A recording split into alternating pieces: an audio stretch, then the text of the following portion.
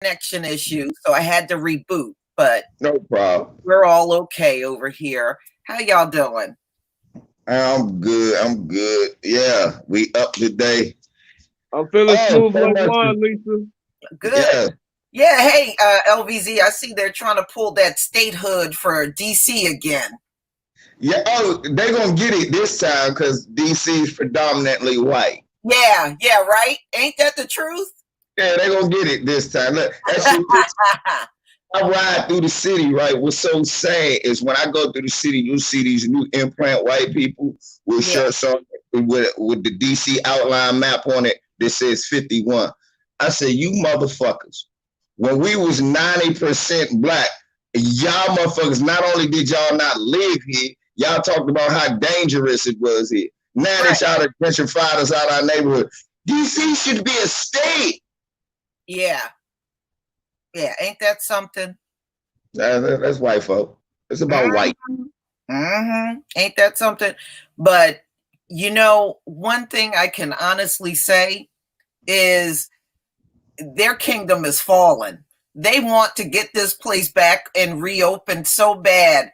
And every time they're making an attempt, you notice they got a new flare up of coronavirus in the country. They can't open this place back up. They just can't. I mean, hell, they can't patrol. They can't even watch their own people. It's like they can't even ride a damn bike at this point. It's like every time they try to ride that motherfucker, they fall. It's because they got my man COVID Don up in that office. My man COVID, he get a new nickname from me all the time. Now it's COVID Don. Yeah. Let's call him COVID because he doesn't understand the COVID-19. Why do they call it COVID-19? I don't understand. So look, my man COVID Don out that motherfucker said, look, country need to open up. I don't care nothing about no tests. I don't care nothing about no man. We don't even need no cure. What coronavirus? Go on back to work. Mm-hmm. Mm-hmm. Ain't that the truth? 120-some thousand motherfuckers dead. Just like what he doing is the equivalent of this.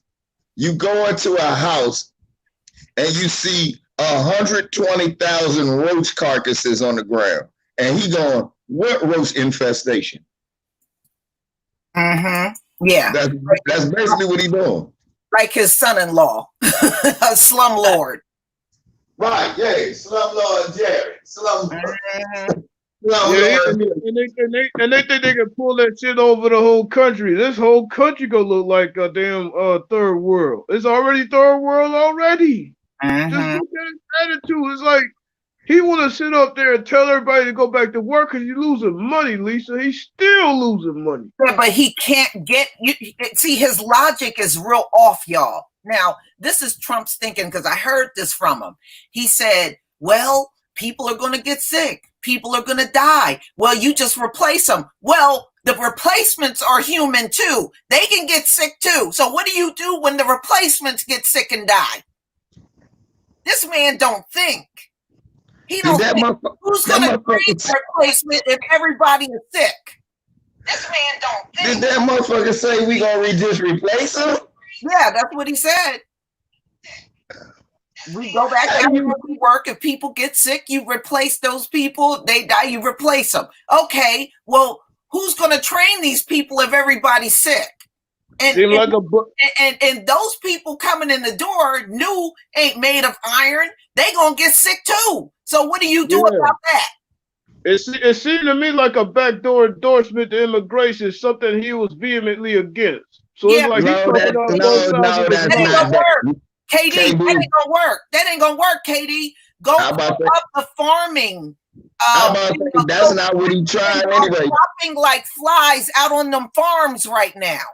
Right. He ain't talking about that, KD. He don't care about that. What that motherfucker said was what he said, KD. KD, stop trying to give a hidden meaning to a nigga that told you drink bleach to get rid of the disease. Yeah. A nigga told us to drink bleach to get rid of the disease. So no, there was no duality to that. What he was trying to say was this motherfucker is literally saying, KD, if they die, just hire a new motherfucker. But what about their family? Yeah. So evil Mitch McConnell is trying to make it so you can't sue a company or your family members can't sue if you happen to get COVID directly from your job. These people are just evil. And you know, at the point is, why are we getting up and making money for these folks anyway? Let them make their own damn money. F them. Seriously. That was my first statement when this whole shit hit. I'm like, why is we sitting up here trying to go back and help these people out when they clearly don't give a fuck about us? They clearly don't. We've been making money for these people since chattel slavery. Let them get their lazy, pathetic asses up and make their own money. Like that's the first thing I told them. Since y'all so smart with that damn high IQ y'all been rolling with, pick this damn thing up by your damn self. I ain't helping shit. KD, they designed the system where they just absolutely can't do it all by themselves. Oh, well, you know what, Lisa? This motherfucker go crumble there because I ain't helping them with another finger, another ounce of energy. Not for me. Not for me. It could go to hell for all I care. Shit. KD, I love you, bro. That sound real good. But when they bring them motherfuckers with that truck and start throwing your shit out in the street, you're going to go back to work. And look, shouts out to everybody. Shouts out to everybody who was on the list before me that turned their job down because they wanted to get that extra month of unemployment. I'm not mad at you at all for doing that. Get that extra $600. Crackers is cutting it off next month. I want all y'all to know that. So if you're in Florida and they giving you that $200 every 2 weeks that ain't gonna cover your rent, Slim, hurry up and get your ass back to work, Slim, because they trying to evict half the country and they ain't even ready to open. And they not trying to re-sign the bill for that money. So, I mean, as black people, we in the catch-22 with this situation. When you already the poorest people in this country anyway, you kind of in a position where you got to go back to work. KD, we've been working since the whole COVID shit started any damn way. Think about it. Look, that's how you know we're blessed people. We've been working through this whole shit the whole time. They've been trying to say we the people that catch it the most. Now look at the states where motherfuckers dying. They ain't known for Negroes.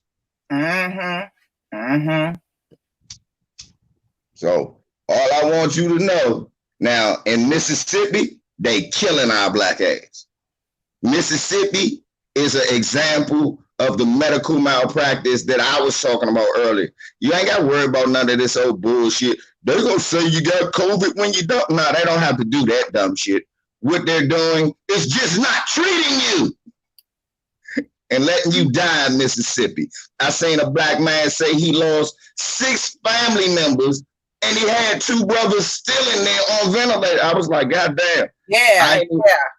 And I ain't even a doctor, Lisa, but we know now that ventilators ain't good. They ain't good.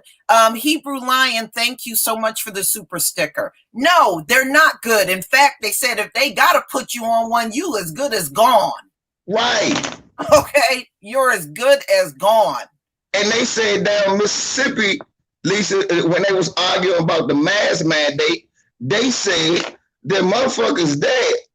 They just putting them on ventilators. They still putting them on ventilators. Yeah. And the one thing about the ventilators that they sent, it was already broke before they even got there because it was an article in New York saying that. Yeah. Well, you know what? That's why in New York they were finding so many people that had died at home. Folks don't want to go up to them hospitals. They like, look, if COVID gonna take me out, I'll just die at my house. They were pulling dead bodies. I think they said they were getting 280 something dead bodies a day out of homes of people that died of COVID because they refused to go up to the hospital. And them hospitals ain't no good anyway. They can't help you.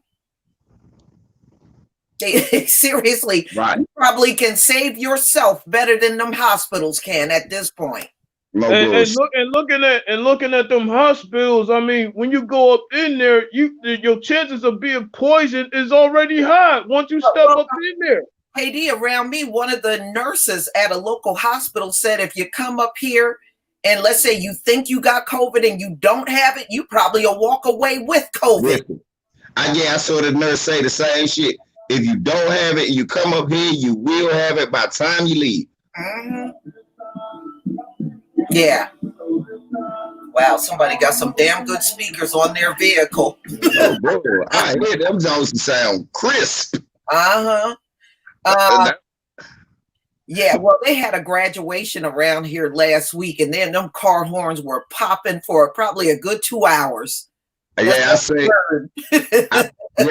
look, they had a mass cookout around the corner from my house. The people in the houses across the street, they had a mask cookout. All black people out there taking family pictures in masks and shit. I said, that's right, that's black people. We ain't gonna never stop barbecuing. I don't give a fuck. Mm-hmm. It could be a flood, y'all. A tidal wave, a tsunami coming. It's gonna be 3 brothers outside. Yep. Motherfucker flipping a steak while the tidal wave coming. Mm-hmm. Mm-hmm. Like, shit, you ain't getting my shit wet. Fuck this. And you know, we always barbecue at a whim. You know, we are the type of people, it could be Tuesday and be like, I feel like having me some grilled food, and we'll go out there and fire up the grill. That's how we are. It don't have to be no weekend. It's whenever we feel the need to have some grilled food, we'll throw that grill on. Throw that shit on the grill. We don't care. Black men never need a time. It could be below 20. Man, you know what? It ain't no breeze. It's a great time. The grill it's on the ground. Man, look, that fire melted. Don't worry about it. Well, shit. There's even people that even barbecue in the fall and the winter and stuff. Yeah. So it's like, you know. Mm-hmm. Well, John L., thank you for the super chat. You said, I was in the hospital a few days ago and the doctor was happy to tell me I had COVID-19. And 3 days later, my test came back negative. I had food poisoning. See, they don't know nothing, John. I mean, these folks don't know no more about COVID than you and me. They seriously don't. And I have to say on John's behalf, that's where most of that misdiagnosis be happening too, because they go in there with a real issue and they just slap COVID all over that thing. Well, I want to know this. What kind of test did they give you, John? They probably didn't test him at all. Yeah, John, did they give you a test, or did the doctor know what kind of test, John? Without a test, they've done that to a lot of black folks. And John, don't be on here signifying either. Let us know what kind of test they gave you, because I could probably tell you why it went wrong. If they giving you them rinky-dink lick and spit tests, they've been saying them motherfuckers don't work since the beginning. Mm-hmm. You got to get that swab jammed down your throat or up your nose. Yeah. If you don't get that swab, you didn't get a good test anyway. Exactly. And you know what, y'all? Damn near all of the testing in America for any ailment is flawed. I'm dead serious. Even that breathalyzer bullshit these cops give you, that shit is flawed too. Let me tell y'all a story that happened when I was about 19 years old. I was 19 years old and I got pulled over by the cops. And at that time, I had a really bad head cold. In fact, I was just coming back home from the doctor's. And I had, cough drops in my car, the Halls. And I was sucking on those. Do you know when I rolled my window down and I spoke to the cop, he swore up and down I was drunk and I was sucking on Halls? I never had one drop of alcohol. But in his mind, he smelled the Halls on my breath and swore up and down I was drunk. And I did not have one drop of alcohol. But he ended up letting me go because I was able to show him the script that the doctor gave me for my head cold. So he let me go. But I'm telling y'all, they can't always tell even when you're drunk. Oh, well, they never know really when you're drunk. That's why they ask you, you been drinking? Mm-hmm. Because they can't tell if you really been drinking unless they smell, unless you just went overboard, that shit coming out yeah, motherfucker could smell you. But for real, nah, they can't. That's just, look, all of that shit is based on what the officer feel like when he stopped you. One day, the motherfucker stopped me and swore he smelled weed. Said, oh, I smell weed here. I'm like, nigga, I know you don't smell weed here. Why? Because I'm on the way to some. So you couldn't smell it in the You're on your way to get some. Thank you. I'm on my way to get some. So it could not be in my car now. I smell weed. I said, for real? They say, yeah. I said, nah. And I look at him. I go, for real? All right. He looked. This nigga found an empty bag of ashes. Well, I thought I smelled weird. Then he tell his partner. He thought he said, did you find anything? No, I found an empty bag that had to be like months old, but outside of that. I said, yeah, man, I told you I ain't smoking. I would have told you if I had some weed in here, because I don't care. The motherfucker finally let me go off. You stupid motherfucker. I was going to weed. You followed me. Every test they give you in here is flawed. Look, you know what happens if you eat a poppy seed bagel and you go take a drug test for a job. Okay, everything they give you is flawed. Yes, so you're talking that the COVID-19 testing is flawed too. I say real talk with the breathalyzers. I think they be doing that on purpose, knowing that it was halfway tested in their favor, and then try to make you take the breathalyzer anyway. I think some of them set up from the jump. Yeah, but you know, like I said, they everything they give you, KD, when they tell you you're being tested for something, even cancer, those tests are flawed. Be wrong. You think that why you think they gotta do tests on? They can't really find cancer. They gotta find a tumor and then test the tumor. Right. Notice that they don't really find cancer. They find tumors and then test the tumors to find cancer. Right. So now, my father had cancer of the pancreas. That's what he died of. KD, he had a tumor on his pancreas. Now listen to this.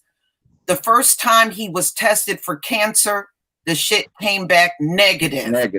Okay. It came back negative. Then they told him that it was probably a non-cancerous tumor. And 1 year later, my dad was dead. Because wait a minute. I'm like, wait a minute. Okay. I'm like, wait a minute. Real. I'm like, wait a minute. They went to medical school for all this misdiagnosis and they can't tell the difference?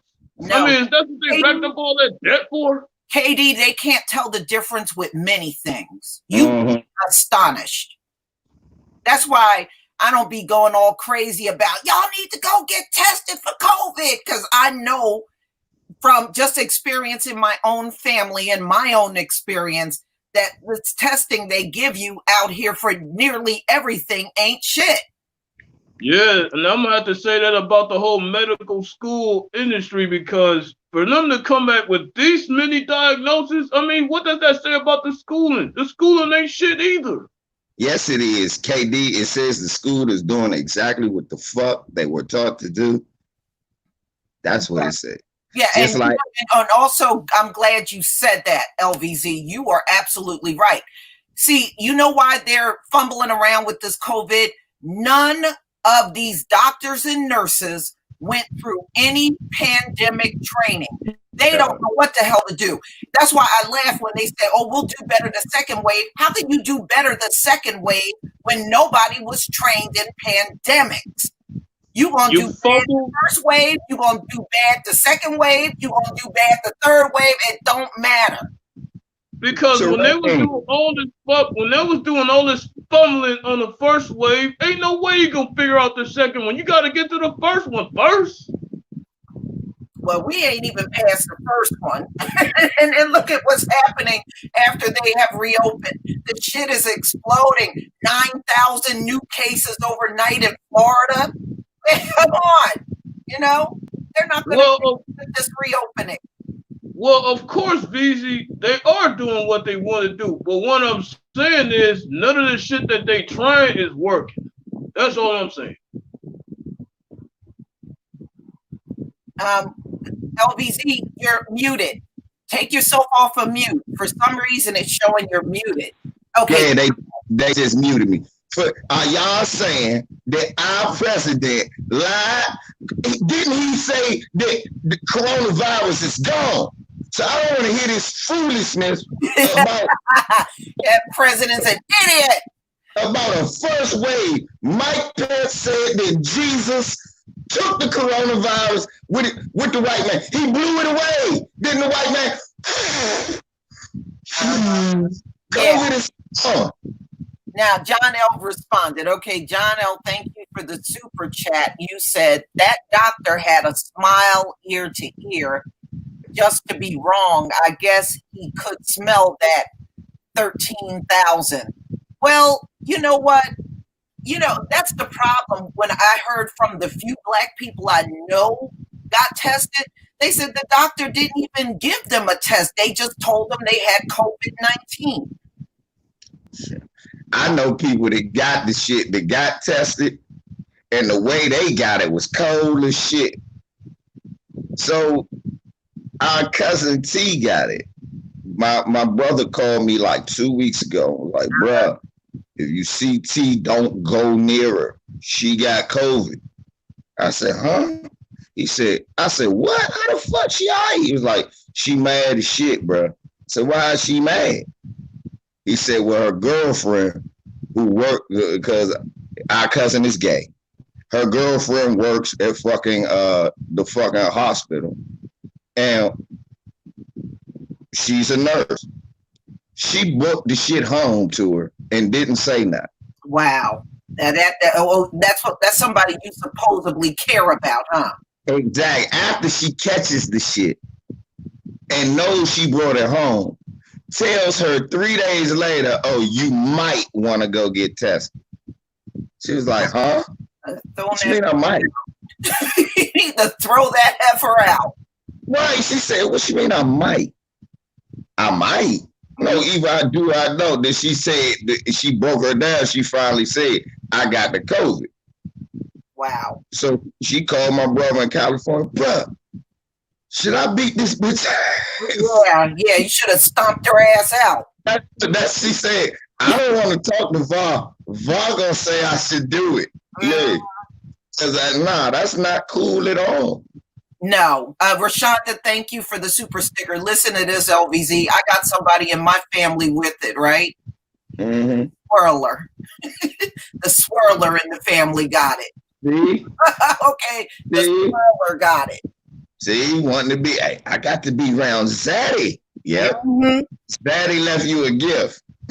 A gift that's gonna fuck up your lungs. And that's another thing, y'all. Y'all acting like this for y'all white folk out here acting like this COVID ain't nothing. They just had to do a lung transplant on a motherfucker. I was sitting here thinking about that. For black people that's sitting there in our chat room trying to figure out why is LVZ worried about a lung transplant? Because my insurance can't cover that. Yeah, most insurance don't cover that. A lot of times you gonna have to hit GoFundMe and pray you can get the money for something like that. Nah, look, y'all, if that shit happened to me, I'm not gonna even sit here. I'll probably die if I get in that situation. I'm like, damn. Yeah. Melanated Magic TV at Lisa Cabrera. My boyfriend had COVID-19 and he gave it to his girlfriend. They was only sick for a week. They both got tested. Okay. See, they not cuz. Oh, Barry Sturck, they said that antibody test really is not too much of nothing. Okay, because I was reading up on that antibody stuff because they thought they were on to something with the antibody thing. And they said the antibodies literally disappear from the body from COVID. They literally do not know how to fight this thing. They don't know. Everything they have tried has literally failed. Even the antibody thing, that has failed. Man, everybody, see, people in here saying that they done lost people. Yeah. See, so they don't know what to do. This shit is because, like you said, they don't. Look, I want you to think about it. They had us running around scared to touch doorknobs. Mm-hmm.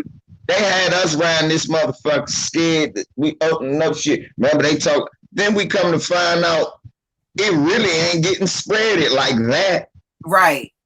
They just now. I said, ain't this a bitch? Niggas been walking around with gloves and oven mitts on and shit. I'm telling you. Look, and this Black Cobra Ninja 5. Thank you for the super sticker. Super sticker. I can't talk now. And Lovely Turner, thank you for the super sticker. No, but you know what, LVZ, you're right. When we did go out finally into the market, I was seeing black people in there with masks. One man had on snow gloves. He had on snow gloves on his head. Right. Because black people, that's what was fucking me up when they was like black people. I was like, well, I don't know what black people catching it or what black people around. Because the black people I be around, that be around other black people, especially the black men, brothers have on shit that I like now. You know damn well that's overkill. I seen a nigga with the hard hat with the welding face mask and the mask. I'm like, nigga, what are you? No, nigga. Yeah. But I'm not doing anything past throwing on my bandana and probably a mask, but I ain't doing all that, VZ. But you know what, LVZ, you notice they're not talking about us having it the most as it's rising in these states. Right. In my state, they said it's the 18 to 29-year-olds that are cropping up with it. And I think the only reason why that's happening is because, see, when they opened up the beaches, that was the age range of most of the people down at them beaches. You know? Right. Yeah. Have been open since Memorial Day here. And it's those young people that go down there. But they have been saying all that black people are getting it disproportionate. They have stopped saying that. Yeah, it went from the beaches to the really the protest that's really exploded this whole thing, because it was down there, saying that bullshit that they say, is really amongst them. And you're right about that, Lisa. Chima Madu said, I walked past the Ozu Bay restaurant yesterday and sadly still saw black people dining there. In Baltimore, Chima. Yeah, because you know how them niggas is up Baltimore, Chima. Let me talk to you. Because I saw that story, Chima, and I know what you're talking about. I saw it on Such a Heat Talk. So I was sitting there, I'm like, what the fuck? I said, that looked like, because I seen the outside, I said, is that B-More? And then, first of all, let me start from the beginning. Them motherfucking restaurants don't let none of us in. All of them, like Ruth Chris did that to me in San Francisco with me and J Ball. I got $5,000 in my pocket. I got on a button-up polo, some khaki khaki style shorts. Jabari got on the same thing, and we got on our LeBrons. We walk in to Ruth's Chris because my brother said, I'm going to use the bathroom. I said, all right, I'm going to look for something to eat. We walk into the Ruth's Chris. I said, I might as well go to the joint while I'm out here. Because there's one right here in Silver Spring that I never go to. So I said, I might as well go to the joint right here. I open up the door, one peckerwood and one coon rush me and my son before we could see who's seated. And they like, oh no, y'all can't come in here. Y'all not dressed right. I said, well, we got on button-up polos. I mean, I got money. I can afford the food. What fucking difference does it? Oh no, you don't have the right attire. You got. So ain't this a bitch? All right, fuck it. I don't ever want to die here. Ever. No matter where y'all are. I'll never go to y'all. So, Ozu Bay, that shit will do that to regular black people. That motherfucker, I accidentally walked in, right? And they told me as soon as I walked in, I wasn't dressed right. Mm-hmm. It's rotating door. You can rotate right the fuck out the way. I know that restaurant. So I thought about it after a while. I said, hold up. I know that motherfucker. They threw me out. Uh-huh. And then Phillips. So we got, first of all, why we press the dime where they don't want us? Right. Right. After that, he exposed them and showed that, hey, they being racist, this double standard. The first thing she should say, well, I don't want to eat here anyway if y'all that pressed to keep us out. But my thing is, I want other black people to know not to come here. Yeah. But, so the person that Chima saw, all that was another Nico Nance. You know we always got to have a Nance. That's what's so funny about Nico Nance. We always got to have it. It's always, look, what happened? Ahmaud Arbery get choked out. Then we get a motherfucker in an old-ass Temptation smoking jacket come out and say, it was cool to choke the motherfucker out. Mm-hmm. Mm-hmm. Ain't that something? You can always find a coon among us that will always go left. Every time.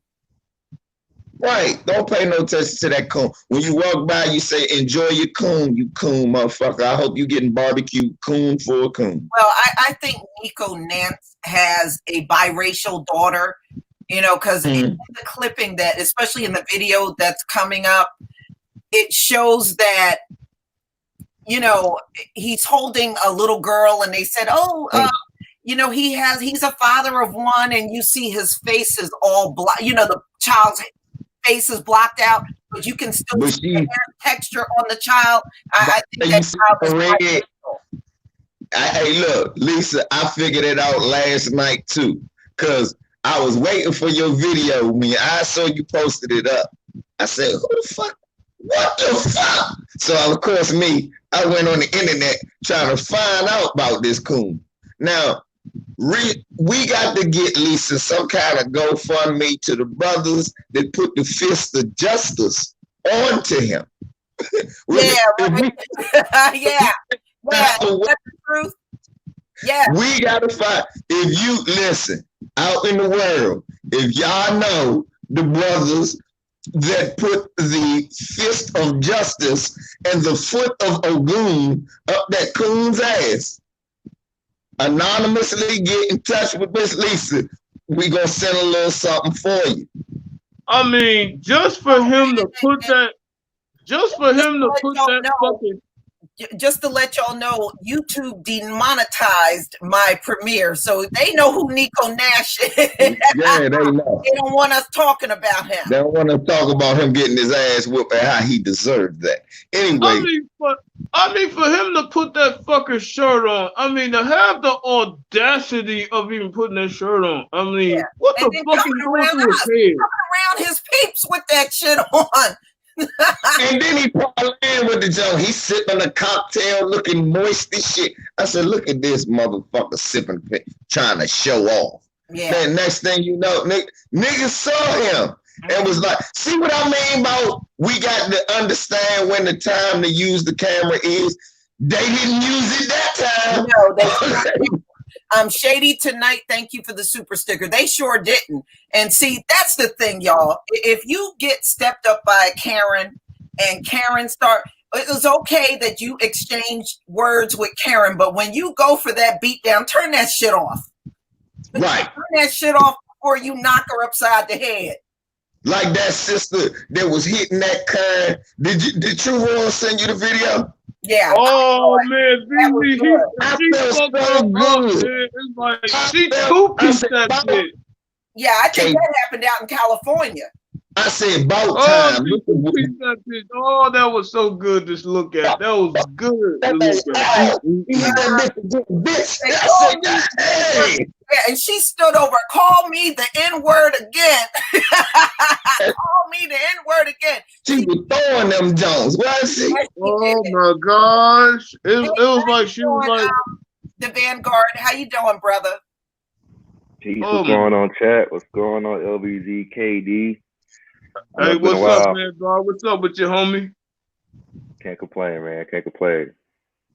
Oh, looking at all this crazy stuff going on, man. But I gotta say, man, that woman in she kind of looked like Carissa Shields a little bit. You know what I'm saying? She did that form with it, Kay. She turned it over. Bow! Yes, she did. That woman, I swear to God, I'm telling you, I believe that woman was taking some boxing lessons because she got her down on that ground in no time. Right. Hey, look, she was giving boxing lessons too. That's what I'm talking about right there. But you know what? I said jumped Nico in the back of that bar. He didn't even call the police. I said, you know what it was? I said even his confused spirit knew he was wrong for having that shit on. Look, this is what I'm going to tell you, Lisa. Look, not just that. This is what I noticed. I said, oh, and all your white folks that you was capable for, not one of them came to his rescue. Stepped up. Not one. Not one. All the white folks you capable for, not one of them came to your rescue. And to you cocksuckers that locked up, that detain and make a citizen's arrest of the black man robbing the old white man, you caping, you coon ass niggas, let the police do their job. You ain't had nothing to do with that. I seen that on Willie D. Joe. I said, oh, they caping. Look, I don't know what. You didn't hear about that? No, I didn't. I gotta go check that out because I like what you said. That's some cool shit right there. What the fuck up for a house arrest for the Negro? What Lisa, the fuck go do that? Me. For those who don't know, Lisa watches Willie D as much as I do. I saw it on Willie D. That shit had me so angry. He said, is he cape? I said, Willie, you already know they cape. Yeah, right. Willie was mad. Like, what type of shit? Come on. Let them do their damn job. We don't know what. We don't understand. Look, I'm going to tell you how I look at shit. That white man could have been that young black dude balls and ain't give him his whole check. Yeah. That white dude could have been telling unemployment that youngin don't got no, that youngin still working and he can come back to work so he can get denied unemployment. Yeah. That white, all of this shit done happened to me. That white dude could probably try to evict that black dude from his apartment. Yeah, a bunch of cockadills be doing that shit on the low. Not too many people talk about that. So mind your motherfucking business. That ain't had nothing to do with what you gonna run. Man, dude should have pistol slapped y'all. That show you the heart of him.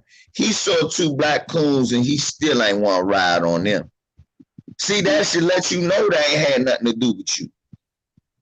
Yep. Because it's a normal robbery. If it's a normal robbery, or you see a normal black dude robbing somebody, you gonna really try to step. He gonna plug your. He gonna pop you and your boyfriend. Both of y'all gonna get. You and your brother. Both of y'all gonna get shot out there. Yeah. And y'all gonna get robbed. And the dude he was initially robbing gonna get robbed. So that lets you know that had to be personal. Yeah. Yeah. But y'all, I spoke to Willie D by phone back when he lost his channel because he had reached out to me. And I can tell you, Willie Dennis is down to earth. He's the nicest person you'll ever want to speak to. When I had an opportunity to talk to him, he was a real gentleman. Lisa, I met Willie Dennis twice. I met him as a kid when I was a fan up at Landover Mall, and that's the only autograph I've ever asked for in my life. And he was the coolest dude ever. Then I talked to him as a grown man with me and Ticket went to the NFL office and we was on the way back. And he talked to me all the way back, offered me some tickets to the show when he was going to come up there, but then it didn't happen and everything. And kept in contact with me for a while. So, yeah, Willie D is a straight up brother. He is. And, Daily Reed, thank you for the super sticker. Go ahead, Vanguard. Go ahead. Oh, yeah, I was going to say, the way he went in on Charles Barkley, oh, my God. Yeah. Man, I bought the song that he went in on Barkley on. I still got that motherfucking money. Yeah, I got all of them. Yeah. I got one of my subscribers had reached out to me and said, "Oh, Willie D, listen to what he said about women." And I said, a lot of rappers did that back in the day. Right. Man, we're bringing that old shit up. I mean, I hate it when motherfuckers try to be he was misogynistic back in the do those raps anymore. Yeah, and he doesn't even do those raps anymore. Exactly. Marshall Million Films, protection and power to you, Lisa. Peace to the chat. I will be in front of the camera soon. Oh, well, good. I look forward to that. Make sure, if you got any channels up, let me know so I can come over and watch. Oh, Black Intelligence, formerly the Vanguard Veritas. He now has a new channel. Go ahead and put your link to your new channel out in the chat. Well, I got sub that thing. I got sub that. Go ahead and do that now for you. Besides, anybody talking that shit about Willie D old songs, I listen to them still, and I don't give a damn. You know why? Cause Candace Owens ain't a bitch. Candace Owens ain't a bitch. Y'all gonna tell me Candace Owens ain't a bitch. Mm-hmm. So ain't gonna tell me that motherfucker Diamond and Silk ain't two buck dancing hoes. Yeah, them dummies showed up in Tulsa and spoke at Trump's rally. Okay. Right. Y'all niggas stop being self-righteous. Hey, you ain't never pulled the shit.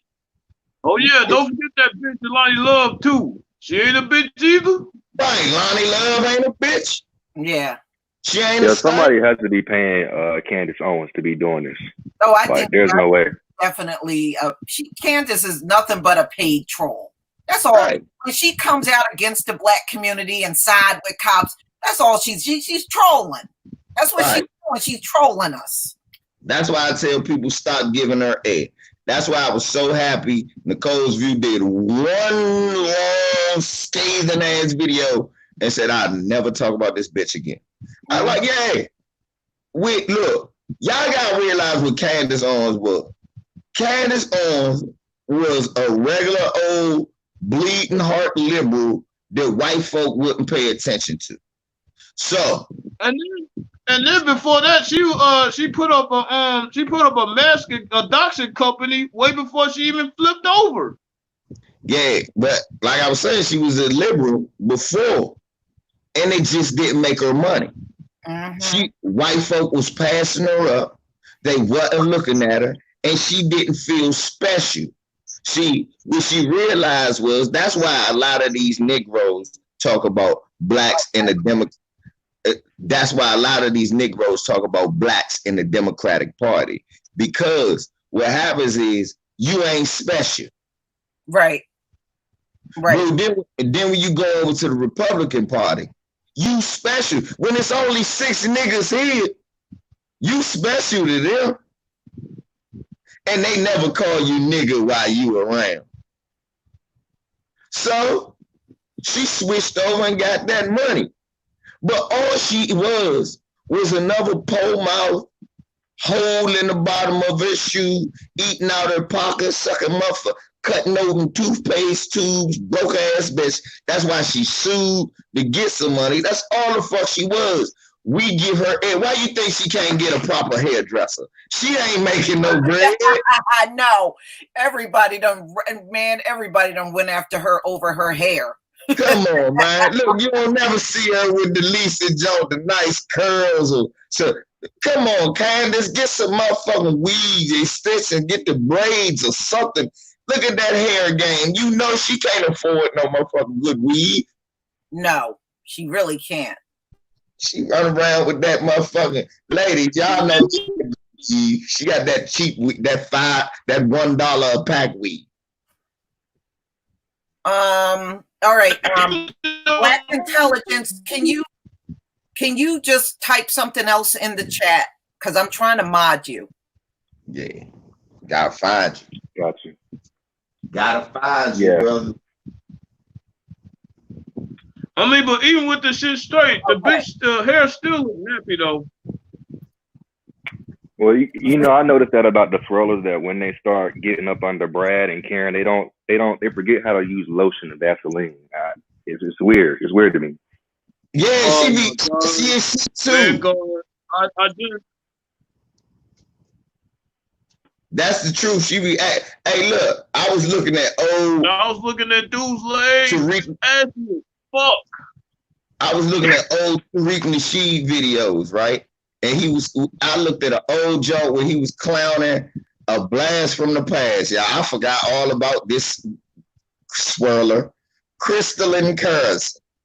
The first time she came on the scene, I said, she had a big Aunt Jemima rag tied around her head, hair pulled back in a tiny ass ponytail, and her face, her skin was dry as a leather bag.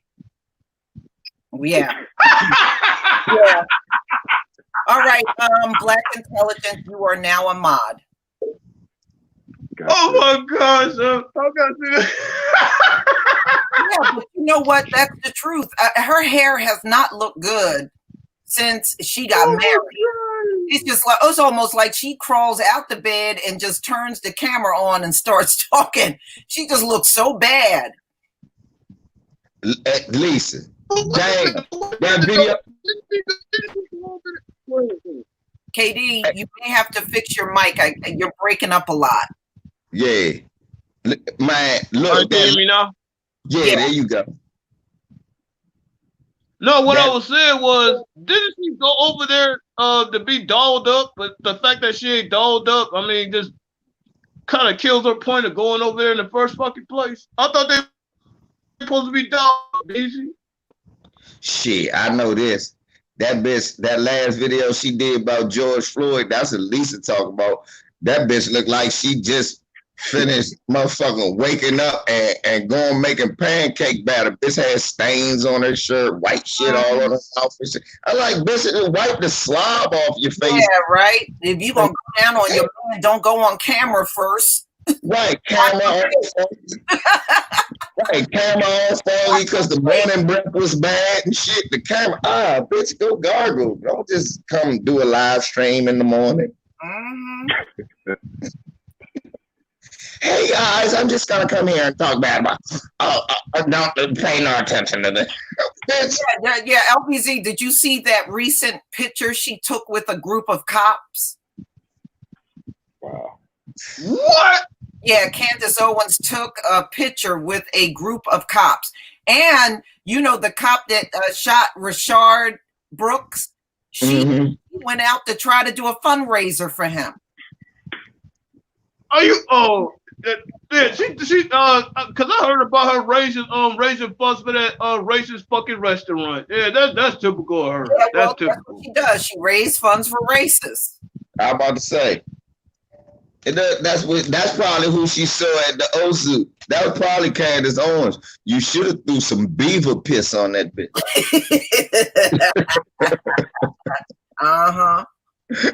Throw you some warm beaver piss on that bitch, you bitch. Yeah. Hey, see, this is the type of shit that they do.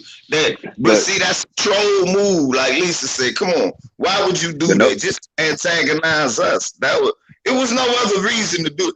Why? Look how dumb that is. You raise But notice she stopped talking about Jewish people when what's his name clapped back at her. Yeah, that's when she overstepped her boundaries. But yeah, that Hitler comment, I remember that.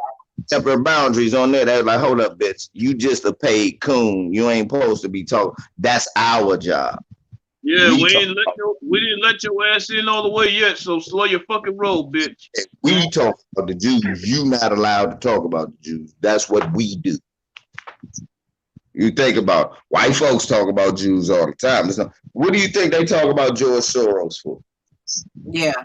It ain't because he really doing all that shit. They trying to insinuate it's the Jews. That's what they doing. That's white folk trying to trick you into thinking, oh no, look at them white folk. No, it's all you motherfuckers. Yeah. It don't matter. All working together. Okay. All right, y'all. Here's the next topic. Remember the officer that got caught up in the store for shopping for Oreos that J. Alex Coon or King or Yeah. that Mojo is now declaring himself as black. Okay. Yeah, that's what I heard. Yeah. On top of declaring himself as black, y'all, he said he joined the police force to try to fix the culture. But you laid on the ground and helped kill a black guy, and you want to convince us you were there to try to change the culture? Yeah. I mean, just for him to declare himself as Negro, that makes him look even worse. Nah, I'm trying to figure out, you know why I'm squinting and looking at, have I lost my mind? Fuck you mean you declared yourself? No, nigga, when you came out that complexion, I've been saying he black the whole time. Mm-hmm. Fuck you mean I just declared myself a nigga. No, nigga. We declared you a nigga a long time ago. He thought he was one of those passing coons, though. He thought he was a passing coon. Think he had everybody fooled. We all knew he was black. He's biracial, black intelligence. He's biracial. In fact, there's pictures of him when he was a teenager, and you can see that biracial hair on him when he wasn't bald. Oh, there you go. Oh man, there go that biracial shit again. Oh, here we go. Well, he claims he was there to change. He was going to change the police culture, but he's down on the ground killing a black man. Right, we could already tell. Fucking cool right there with Chauvin. What the fuck? Hold on, seriously, my bad. To the mulattoes out there, to my mulatto children, nigga, we know what you are. Look. You're not hiding in plain sight, nigga. Just because you know what black people saying when you acting white and hanging with white? Look at this coon ass nigga. It's that white side in them. That's all we saying. We know you black already, champ. Well, remember, LVZ, during the Haitian Revolution, they had to kill off the biracial first. No, Lisa, during the Haitian Revolution, that's why they killed. That's what you should have said. This is exactly why they killed y'all. Oh, you're not helping you. See, that's why they killed it. And look, if we did a Haitian Revolution, only motherfucking tragic mulattoes left would be Jesse Williams and Colin Kaepernick. The rest of you motherfuckers are gone. Mm-hmm. So all of a sudden he go activate his coca devil side when he got on fucking George Floyd knee and neck and shit. And all of a sudden he go declare himself black. LBZ said, it's in the spirit, and unfortunately, it's not in the spirit of the majority of them. Unfortunately, like Lauren London, she would stay. You feel me? See, but it's what? Look, you gonna find one out of every 19. Mm-hmm. One out of every 20. See what I mean? Look, this nigga really say, oh, I know you didn't know, but I'm black. We didn't? Excuse me? Man, I looked at the hair texture of that beard. I knew black was in there. Okay, I knew it was in there. I looked at his light-skinned ass. I said, that ain't a suntan. That's a little Negro right there. Yeah, I bet you. And if you were going to change the culture, why didn't you get the hell up off of the man and knock the fuck out of Derek Chauvin? Then I would have said, yeah, that dude is trying to change the culture. But you laid right on that man and helped kill him. No, that ain't changing nothing. That's what he joined for. And even if he wasn't changing the culture, how the fuck is gonna make any influence the fact that you're Negro in the first damn place? One person can't change shit. Yeah, but one person can't change the culture. I don't care what your intentions are. One person cannot change a whole police culture. I got a good question. I mean, even with the best intentions, he couldn't, Lisa, and that's why I call that bullshit. I got a good question for y'all right here. He was trying to change the culture by shaving off his hair and faking his identity. Mm-hmm. I mean, let's be honest. If he was trying to change the culture, why did he do the same maneuver They're all those fair skinned, Vin Diesel type, what you call ambiguous black people. You know what I'm saying? Them racially ambiguous blacks. The Rock. Yeah, like The Rock. Thank you, sis. Yeah. They shave their hair real low so you don't see that Negro textured hair. And then they make sure they don't grow no facial hair because they shit start looking like mine.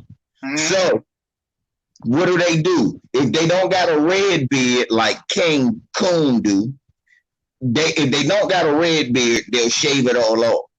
If it's red hair, they cut their hair off, the top hair off, and go bald and go for the red beard. That way they can go for a white guy. Come on, man. We know y'all all got the same look. All y'all coons and wannabe passing tragic mulattoes all do the same thing. They shave their head to try to look more white. Amber Rose did it.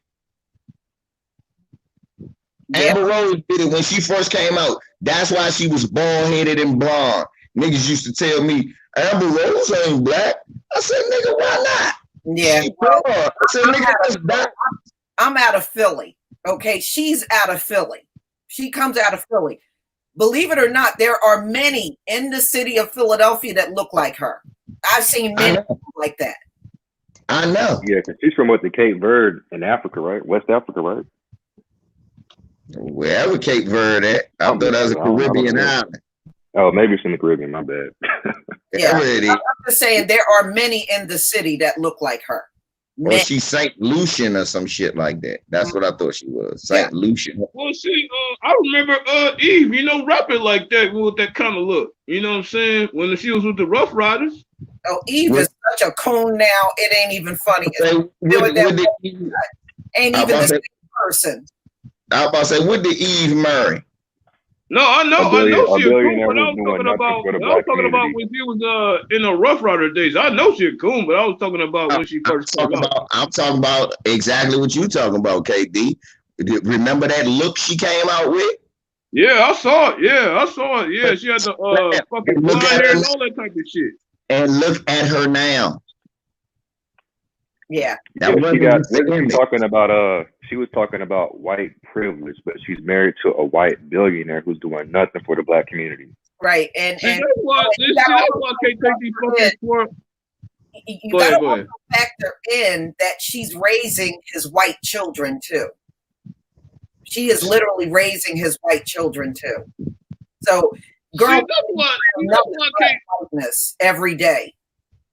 See, that's why I can't take none of these fucking swirlers seriously. I'm like, y'all just doing that shit for the camera. Y'all really don't give a fuck. What you mean? I don't take her serious. I don't take celebrities serious. Know why? Because a lot of them motherfuckers get. I understand now. I used to always look at the radio when I was younger and listen to the radio. Like, I know I could do better than them. I know. And my cousin used to always tell me, bro, you too smart. People scared of that. Don't nobody want to hear the shit that you talk about. They want something stupid. And over the years, I started hearing the radio, and that's why I stopped listening. Most of these motherfuckers are vetted. They know. They want the sellout. They want the man that said, man, all I need is a chain and some jewels, man. I'll do whatever you want me to do. And then next thing you know, you get to come out with an album, and then you get publicity and all of that. Then you find out 20 years later that these black people are like Trina, calling you thugs and shit like that. Yeah. And the thing is, I seen Eve's husband. Definitely, she married for the money. The boy don't look like nothing. She definitely jumped on that for the money. Right. If you ain't seen a picture of him, just pull a picture of him. Boyfriend don't look like nothing. Okay.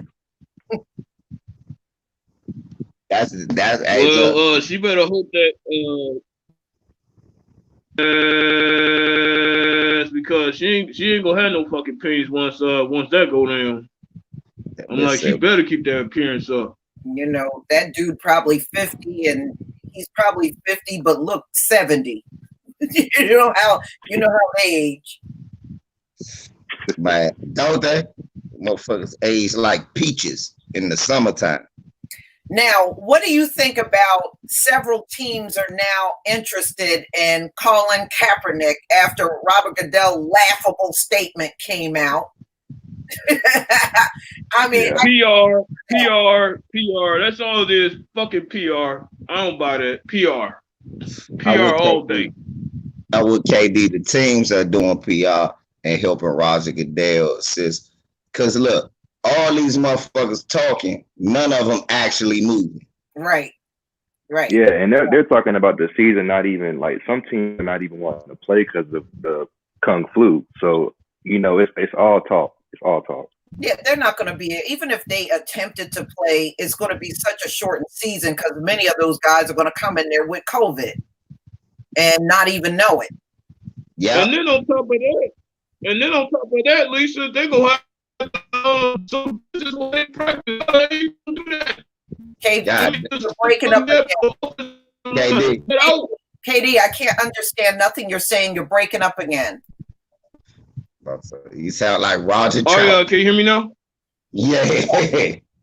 Yeah. All right, can you hear me now? Yeah. Yeah.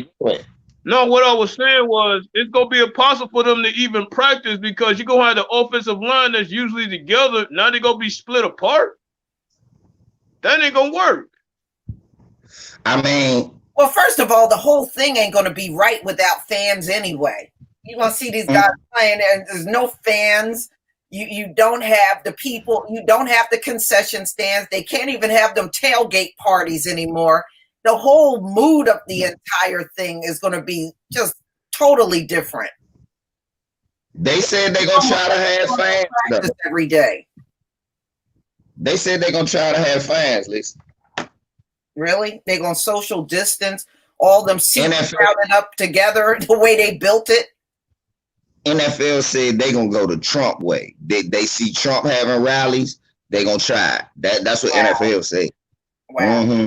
Mm-hmm. Look, this was so fucked up, though. Like you said, look, it's ways around what you saying, KD. Look, you can individually have meetings with the offensive line. It's only 5 of them. You can have 7 of them in a room, socially distanced, do the videos with them and the quarterback. That's fine. The fucking problem is, like Lisa said, how you gonna practice without tackling? I'm gonna tackle a motherfucker, knock the snot out his nose, and I'm not gonna catch nothing. Right. Half the time, man, anybody play boys club ball. Sometimes you done bled, they done bled, you got blood on you. I'd have had that before. Y'all, all that good shit happened. COVID-19, and look, this is a COVID buffet. Football is a COVID buffet. Yeah. Shit, it's no way. I keep telling people that. That's why people was arguing with me about the NBA restarting. I said, well, they're going to have to stop too. But the NFL, they definitely not going to do it. Not only do they have the contact, you got to look at how they play the sport. All of them got their hands on the same football. I mean, how do you not get it? You all got your hands on the same damn football. What they gonna spray it with Lysol after every play? Every Every game's gonna take 80 years long. What they gonna have 20 balls disinfected so they can just keep throwing you a new ball? In any sport, even NBA, they all using the same basketball. They all passing around the same You can't play those sports without somebody getting it. And then to your point, LVZ, as regards to the NBA, it's gonna be even harder to play defense because they won't be able to touch. Right, Major League Baseball too. A lot of them are using the same bats. Okay, they're using the same bats. They're throwing the same ball. It's no way for them to play any of those sports without somebody getting it. Right. Major League Baseball. If they I give them this, Lisa. They socially distance enough on the field. Problem is you sitting there. But hold up. They gotta slide into the plate. And I'm about to say, but when you sit in that little ass dugout with the rest of your team. Yeah. Them dugouts ain't but so big. You what? Y'all gonna sit 6 feet apart? You can't. All 13 of y'all can't. All 9 of y'all can't. All 12 of y'all can't. What happened when y'all get into fights? Because they always get mad and get. I'm about to say, there won't be no more baseball fights. Mm-hmm. Have to stop. Wow. I'm like somebody just said in the chat room. I'm still on boycott for any of that shit anyway. Mm-hmm. And remember, some of those pitchers used to like to spit on the damn ball. Right. Spit on their hand. Mm-hmm. Dan Marino, every pass used to lick his fingers. Yeah. And they want a distraction from all the protests. People want to defund the police. So, you know, that they want all the sports to come back so everybody can forget about what's going on right now. Yeah, we all know who wants it. We all know who wants that back in the society. We all know who wants that. You know, that's not even. Nah, that's not true, KD. You don't come to my basketball channel enough. That's not true. You don't come to my these niggas make me so sick crying about some goddamn basketball like it's more important in the world. It's disgusting. So no, it's not just them. Niggas want to be distracted too.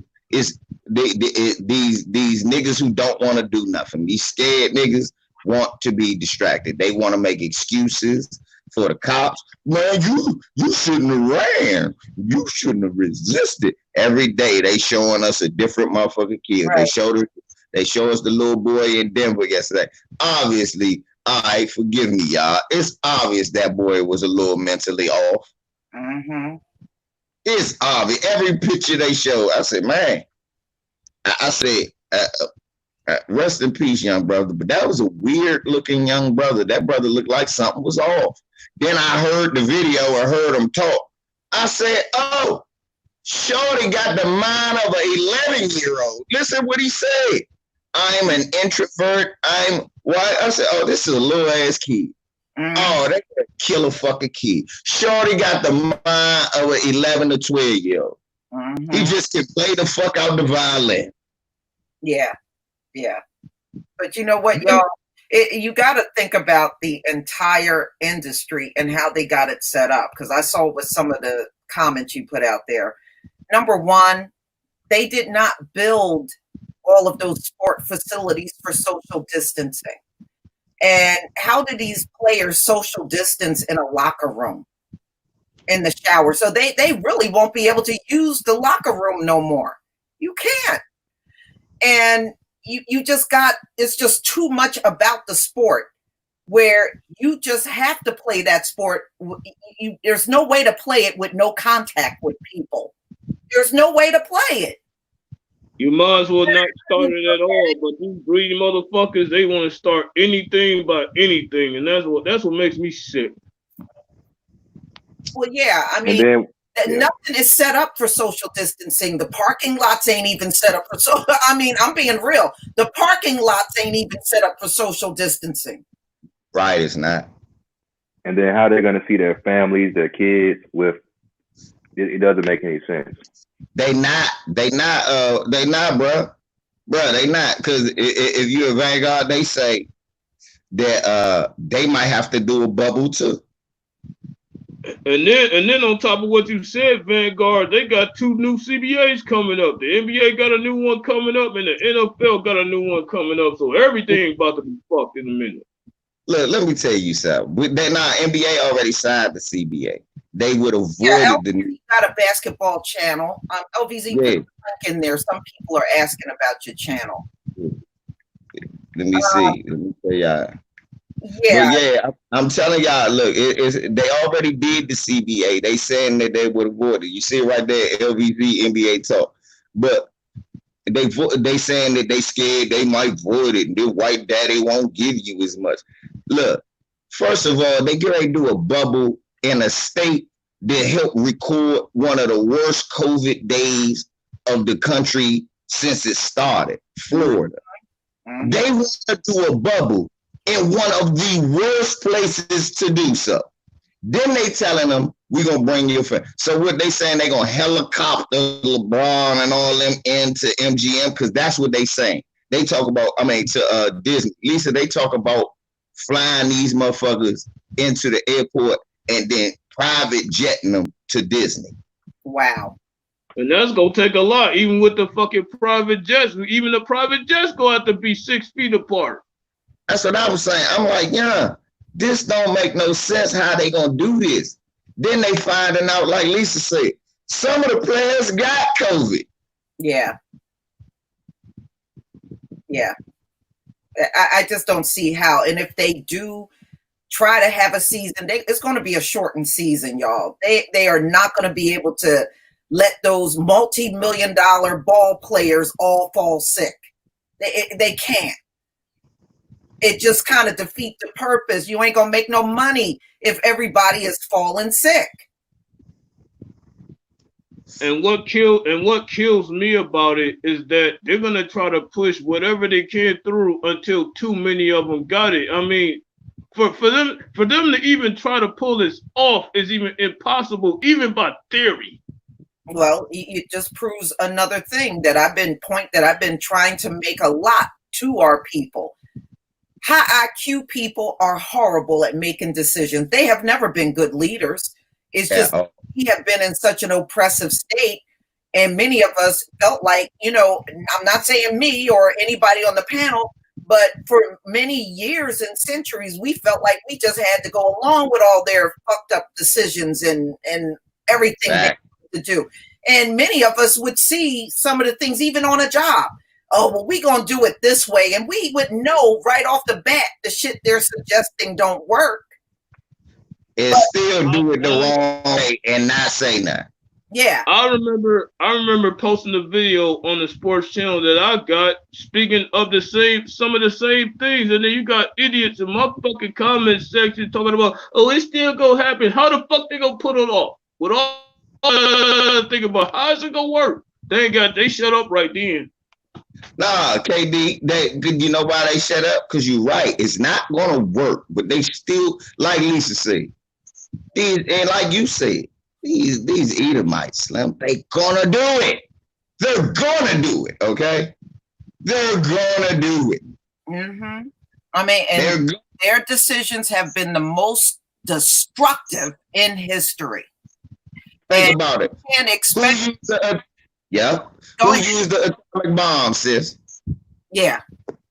Yeah. Who the only people who used the nuclear bomb? Who's the only people that bombed out Black Wall Street? Oh, for damn love. Every decision they make have a lot of destruction behind it. Just who bombed their own citizens? Nobody. They talk about Saddam gassed his citizens, but he ain't drop a bomb on his own country. Sure didn't. Just because he did, he gassed them out before he dropped the bomb. Hey, look, I'd rather just kill you all quickly and silently and dump you in a hole than blow up everything and take everything. Shit, they the ones that helped Saddam Hussein got to where the fuck it was. Yeah, but come on. That's democracy, though. Everything America, this country don't have no room to talk about human rights or anything going on in another country. You have to resolve these issues on your own land. You get out of here with that crap. Exactly. And everybody's laughing at them right now. Right. And to you black folk that I've been saying on the sports talk show, because my sister has a wide range. So when I get on here, I know a lot of you cocksuckers hit me.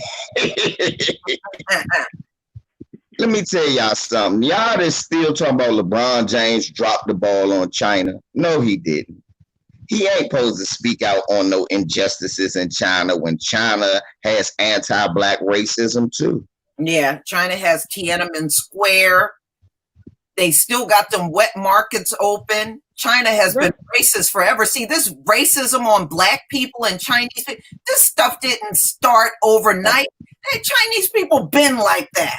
Right. They look, Chinese people, look, they gave up and decided, hey, look, don't be fooled because they at a economic war with Whitey.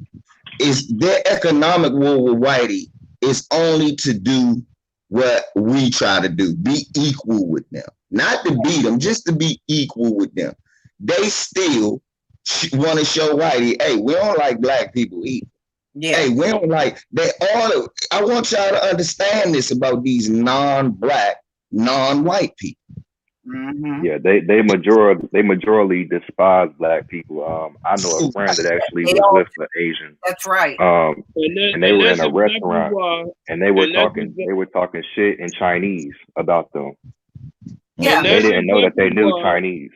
Now, back in the day, I had a friend that was black and Korean, and she could speak fluent Korean.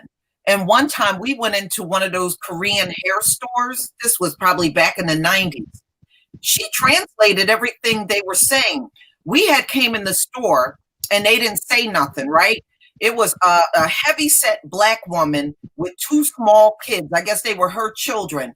Came in the door and they said, "The niggas are here. The niggas are here." And she translated what they said. The niggas are here. This is what they said when this black woman and her two little kids came in. From that point on, I have never gone back in a Korean store because that's where you want to talk in their language. Walk in because they're talking about us and using the N-word and everything in their language. And that's why I got to say, for all the people out there, you got to cut this ally shit out. We never asked for no damn allies and all this shit. We got to remember, they're protesting for their own reasons. They just piggybacking off of our fucking pain. No allies. And another thing, stop this one white boogeyman. I see this China backed by the Rothschild. No, China backed by China. Mm-hmm. Look, the Rothschild, you kill that one Rothschild, the Chinese are still racist. Stop that stupid shit. I'm sorry. We got to stop with the one white boogeyman. They're not that powerful. They just got money. They're not that powerful. They just have money. They have good tricks to know how to swindle and make a fortune. They made it off of slavery, trading black people, and they still owe us. They just want to remain hidden in the shadows with their fortune because if you ask for reparations, they the first people that got to pay. Stop with this goddamn, oh no, we got to worry about one white boogeyman that's back in this. No, that whole country, most of them people in there have anti-black sentiments. Ain't got nothing to do with a Rothschild. Ain't got nothing to do with nobody else. The Chinese got their own billionaires over there. Don't believe for 1 second that they don't have people in the ranks that are billionaires. They have plenty of them over in China. Matt, dude, thank you for the super chat. These non-black POCs identify with white society. Yes, they do. They have minstrel shows also in China. Black minstrel shows. Exactly. Yeah. And they got them as commercials. Shit, if you go to Africa right now, you know who the biggest white supremacist is? The Chinese. And it ain't got shit to do with the Rothschilds. Yeah. Like I said, they got their own millionaires and billionaires over there. They don't have to use any American billionaire for a step up. They got their own. I don't want to. What I hate is when we minimize the evil of other people. Nah, don't win. I ain't gonna put none of the dirt that white folk did on the Chinese. The Chinese dirt is their dirt. Yes, it is. That's the one thing I can say about the Japanese and Chinese. They do have their own. That's the one thing I can give to them. You know what I'm saying? Mm-hmm. Yeah. Man, right. These holy herbs, y'all. You right. I'm preaching with the blunt. The Lord gave me this fire bless. All right, y'all. There's a new Karen, y'all. This Karen flipped off at a black man, used the N-word, and as soon as he came back at her and cussed her ass out, right? She started screaming she had a black husband. She had a black husband. Yeah. Okay. The lies just roll off the tongue so easy. You know what? A racist has never hesitated to be around black people. Even during chattel slavery, they were laying around with the slaves. And even to this very day, they'll lay around with black people to this very day. Look at Candace, right? So them being with us has never been a factor. It has never been a factor. So yeah, you'll have a racist, and they'll have a black boyfriend, a white girlfriend. You know, they don't care. That them, you know, what works between your legs works. Plain and simple. They don't care what race you are when they want some sex from you. Hey, Lisa, how come this is never ever? This always happens to the historically ignorant. That's what I believe. And this always, I'll give you an example. We already saw you saw my current video, right? Yeah, I saw it. And that didn't turn out right for Karen, right? Karen just rolled the fuck out. Well, if Karen had hit me with that right there, I got a black husband. My retort would have been, Thomas Jefferson had a black girlfriend that kept the bitches a slave. Yeah. Well, even back then, when they had mulatto children with their slaves, them children were out in that field working. He didn't set them free because they were his kids. Tell him, Lisa. Lisa. Why does that happen to the historically ignorant? Watch this, Lisa. I got a black husband. Frederick Douglass' father was the slave master. He ran away. Slim, you can't get caught up with that stupid shit. We let them know we're supposed to give them hell. It's no look. Well, my point is, it's no avenue that no white man can escape against me. Yeah, I mean, come on. I got a black. Then that's all the reason why you shouldn't have been out there being a racist. I just saw a video with a Becky because she was under 25 years old and she's holding her biracial child and calling the mother, the grandmother, the N-word, telling her to go put her wig on and all type of disrespectful stuff. So, I mean, it doesn't even matter. No. It's like it's their brand new go-to when they get caught with their fucking racism and shit. That's these Becky's go-to answer but now. You know, but it's not new, KD. This is why every time they get caught up in something, what do they say? I have black friends. It's not new. They've been saying that mess forever. They may have said it in different ways all throughout history, but they certainly have said it. I remember when I was growing up back in the day, their favorite thing was, I even sit at the dinner table and eat with black people. One day I turned around and I told the white woman, stay away from my damn dinner table. I don't want that. Okay, stay away from my dinner table. For real, so you just invaded a nigga house and sat at his table, you son of a bitch. Well, look, since Lisa, well, you know what? You know what I nominate then? I nominate that sister that put hands on that bitch. I nominate her to be at every time a white woman pop off a statement. Or they'll bring up Obama. Oh, well, you know, we voted for Obama. You got your reparations. But then the old tired one talking about I marched with King. Like that. Now, we done seen the footage with Dr. King. We ain't seen that damn many white people out there. They are definitely. It was like 12 white folks, and they was Jewish. Sir, you're Italian. Stop that. Bernie Sanders. Nah, this is my favorite one though. When they say they marched with Martin Luther King, like, yep, and y'all shot him in the neck. Yep, sure did. Look, them motherfuckers look at you. If you want to make a white person run away, Lisa. Who shot him in the neck at the Lorraine Motel? Right, Lisa. You want to make a white person get off the Martin Luther King subject? I did that shit one day with a couch. We moving the couch, and they was talking about that shit. It was like, and I heard somebody say Martin Luther King, and the white people we was moving out were like, yeah, he was really for peace. I said, yep. Till y'all shot him in the neck. Then that motherfucker walked. And the thing is, that is living proof that peaceful protests don't work. Because you You killed the most peaceful protester in the country. You killed. Y'all beat that nigga in the head over Chicago. Y'all got a coon lady to stab the nigga. Y'all locked the nigga up in Birmingham. Y'all whooped his man ass on the bridge in Selma so good. This nigga about to die. They think about changing the name of the bridge for the ass whooping he took.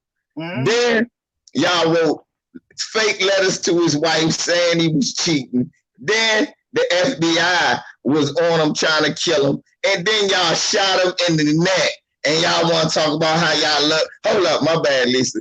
Then y'all shoot him in the neck, vilify him, don't give him a holiday. We got to march out in the goddamn snow and ask Ronald Reagan to please make it a national holiday. John McCain, hold it up. Now, let me defend Ronald Reagan. He did give us that cheese LVZ. and that canned peanut butter. He did give us that surplus cheese. That surplus cheese. Man, that whole nasty ass block of cheese. Oh my gosh. Man, that shit was wrong. So then look, they did all that. And then finally the Super Bowl say, look, we ain't coming to Arizona if y'all give Martin Luther King a holiday. They finally relent.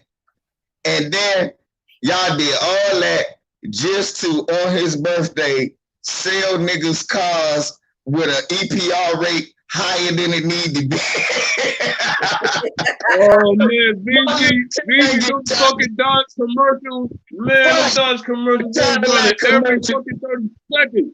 Right, Martin Luther King Cadillac sale. Martin Luther King did not get shot in the neck. So niggas to buy a Cadillac. Yep. Oh man, But y'all love Martin Luther King. He got shot on the balcony at the Lorraine Motel. Right. But McDonald's was the worst of it though. Like every time that time came around, they played his speeches and shit. Right, but they don't play the one where he said it was a nightmare. They don't play the nightmare. No, they stick with certain speeches. Hell yeah. Yeah. Of course they play the one. I say, of course they played the ones before 1967 because the 67 that was the real shit. Now, see, when he said to black men, "Don't ever let them take your manhood." Damn right. They don't let them play that either. They only like to play that old subservient king. Like my man Wayne Wallace said, they always distort his image. He ain't even like Cadillacs. Everybody know Martin Luther King drove a Buick. So nobody. So why are they even doing this? This is bullshit. Don't never let a white person use Martin Luther King against you black people. And don't you ever say this shit out your mouth. Martin Luther King was a sellout. Don't ever say that. Yeah. I mean, look, even Nico Nash had the nerve to use Martin Luther King. And then fucked his name up. Did you hear how he said it? I said, nigga, ain't that what Martin Luther King, Martin Luther? I said, this nigga don't even know what his name is. Yeah, I thought he had a speech impediment. That right there is a fucking shame right there. He should have been canceled on that shit alone. I'm not even gonna talk about that. When I listened to it, I thought his butt had a speech one of those speech impediments. Yeah, I thought he was retarded. I said that too. I was, oh, this dude is obviously retarded. And then I didn't think he was a foundational black either. Yeah, probably not. I really didn't. I didn't think that nigga was a foundational black. I said, oh, this nigga, they plucked this nigga from the woods. Then, like you said, I seen his kid. I said, he got a Becky hidden somewhere. Yeah. I said he had to be. I just can't see no sister down with him with that T-shirt on. I can't. So, BZ, you said he was foreign from the jump, bro? That's what I think. I mean, I don't have any proof. I believe so. Tommy Sotomayor. Yeah. Exactly. He looked like one of them. Metho Nelson, thank you for the super chat. These cheese handouts was a way to funnel money to dairy farmers all over the country. I wouldn't doubt it. But I remember remember when he gave out that cheese, man. I remember one black man was standing in line for that cheese, and he said, "I don't know what the hell's wrong with Ronald Reagan. We ain't rats. We black people." Black people, this nigga, and then Rats, black people. Lisa, and then I used to always go to your church, right? That's where you had to go get the cheese, right? From your church. You get the cheese, the cheese that barely melted. You got the peanut butter that cut the bread, and you got the motherfucking syrup that broke through the pancakes. You got the motherfucking butter that was guaranteed to give everybody in the house high cholesterol. Mm-hmm. And you got the honey that you had to turn upside down for a day. You was like, what the fuck kind of bees made this honey? The honey would just be like you know, back then we didn't get in the line, but my dad had friends that did, and they came over here and gave them about 4 blocks. They gave them a lot of cheese, y'all. Man. They gave them like 4 blocks of that cheese, that surplus cheese. We had so much of that stuff in the house. Lisa, everybody was giving it to other black people. Right, you and Lisa. I grew up with my great-great-grandmother. So she'd drop me off and then walk back to the church and stand in that motherfucking line. And when I come home in the evening, she'd be making grilled cheese and shit. Some of that stuff. I'd be like, I'm waiting for grandma to go grocery shopping before I eat a pancake. Because this syrup is not the one, man. This can't be life, man. I hate you, Reagan. That cheese right there was the very reason I quit eating cheese the way I was. Like, it made me look at cheese in a whole different way. Nigga, KD, cheese made me political. That's what, yeah. The cheese made me want to know about the government at 4. I said, this can't be right. I went to school, got all this cousin. You know what? Now you tell me what the executive branch is. This white man right here, Reagan. This the grandma called chicken neck. Oh, I got him. Seriously, that's what government. It made me look at it so different. I had to fucking practice colorism on the damn cheese. I had to go from the light to the dark. Did y'all see what Reggie Brown just put? Remember that, Lisa? Remember you used to try to put the cheese on the mouse trap and the mouse never came? Mm-hmm. Mouse was like, what the fuck is that? That ain't cheese, nigga. Oh, no, I ain't eating that. I got respect, nigga. I'm a rat. And plus, when you have a mouse, well, I got a cat. So I don't have to worry about no trap. Right. I got a cat. But when you set your trap, put gloves on, because a lot of times if the mouse can pick up the scent of a human on something, they won't go near it. And that's the key to it. You got to put gloves on, make sure there's no human scent on whatever you're laying down. Then you can trap the mouse. Man, I remember that cheese used to be hard as motherfucker on that trap. We'd get the motherfucker cheese off the trap. You had to wait for grandma to go grocery shopping on the regular day. When she got the stamp, she'd go regular grocery shopping. So she'd bring home the regular cheese. You put the regular cheese on the trap, mouse be dead as a motherfucker next day. Yeah.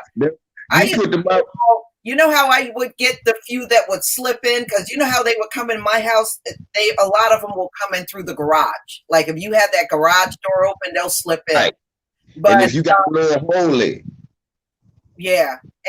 And I would get them with the peanut butter. The peanut butter got them every single time. That's what my dad used to do to the glue traps. And that shit used to be hilarious. You'll wake up and them motherfuckers be stuck face first. Yeah, we had one in the garage and it glued the damn sucker's mouth closed. Right, that should be hilarious. Nigga stuck face first. I said, damn, that's a horrible way to die. Well, you set on fire. Oh, you sick. Shit, you wanted to kill him. I want to set him on fire. What difference does it make? We put that motherfucker in a bag and burn his ass. Right outside. You know what my son would do, LVZ? If they got on the glue trap, he would close it, right? Close the glue trap, get the baseball bat and flatten it. And just beat the shit out of it. Yeah. Look, and then leave it out as a warning to the rest of, let the rest of your little mouse friends know. This is what, I think that's what we psychologically doing when we do this. Let the rest of your mouse friends know. You come here, this is what happened. Yeah. I'm going to go white man on you. I didn't want to have to go white man. But you invaded my property. Got to go white. Once you got a cat in the house, you ain't got to worry about nothing. Hell no. That was the best years of my life when we had a cat. They had moved these houses out here in Forestville. They tore all the houses down. And all them little field mice ran to everybody's apartment and house around in the neighborhoods. And they ain't do nothing to curtail it at first. I got a damn cat. I never saw a mouse ever again. Cats is so good. Because when I was taking care of my mama, you know what I'm saying, in her last days, you know, when she was paralyzed and stuff, we had the best hood cat in the neighborhood, and I never saw a mouse ever again. So you right about that, man. Cats is so gangster. Yeah, we had the cat. When we moved here, I was like, nah, I told my son he could keep the cat. My oldest son could keep the cat. They was like, nah, we could keep it. I ain't seen a mouse here. People be telling me, you know, I seen a mouse. I ain't never seen a mouse. When you had a cat, I said 10 years ago. It makes all the difference. Yeah. When I first got Loretta, I tell you what, if something was in the house, she got it. She got it. And if you got a weak stomach, don't watch a cat kill a mouse. Kill a mouse, no. Brutal as hell with the mice. They are brutal. Hey, you ever seen one catch a bird?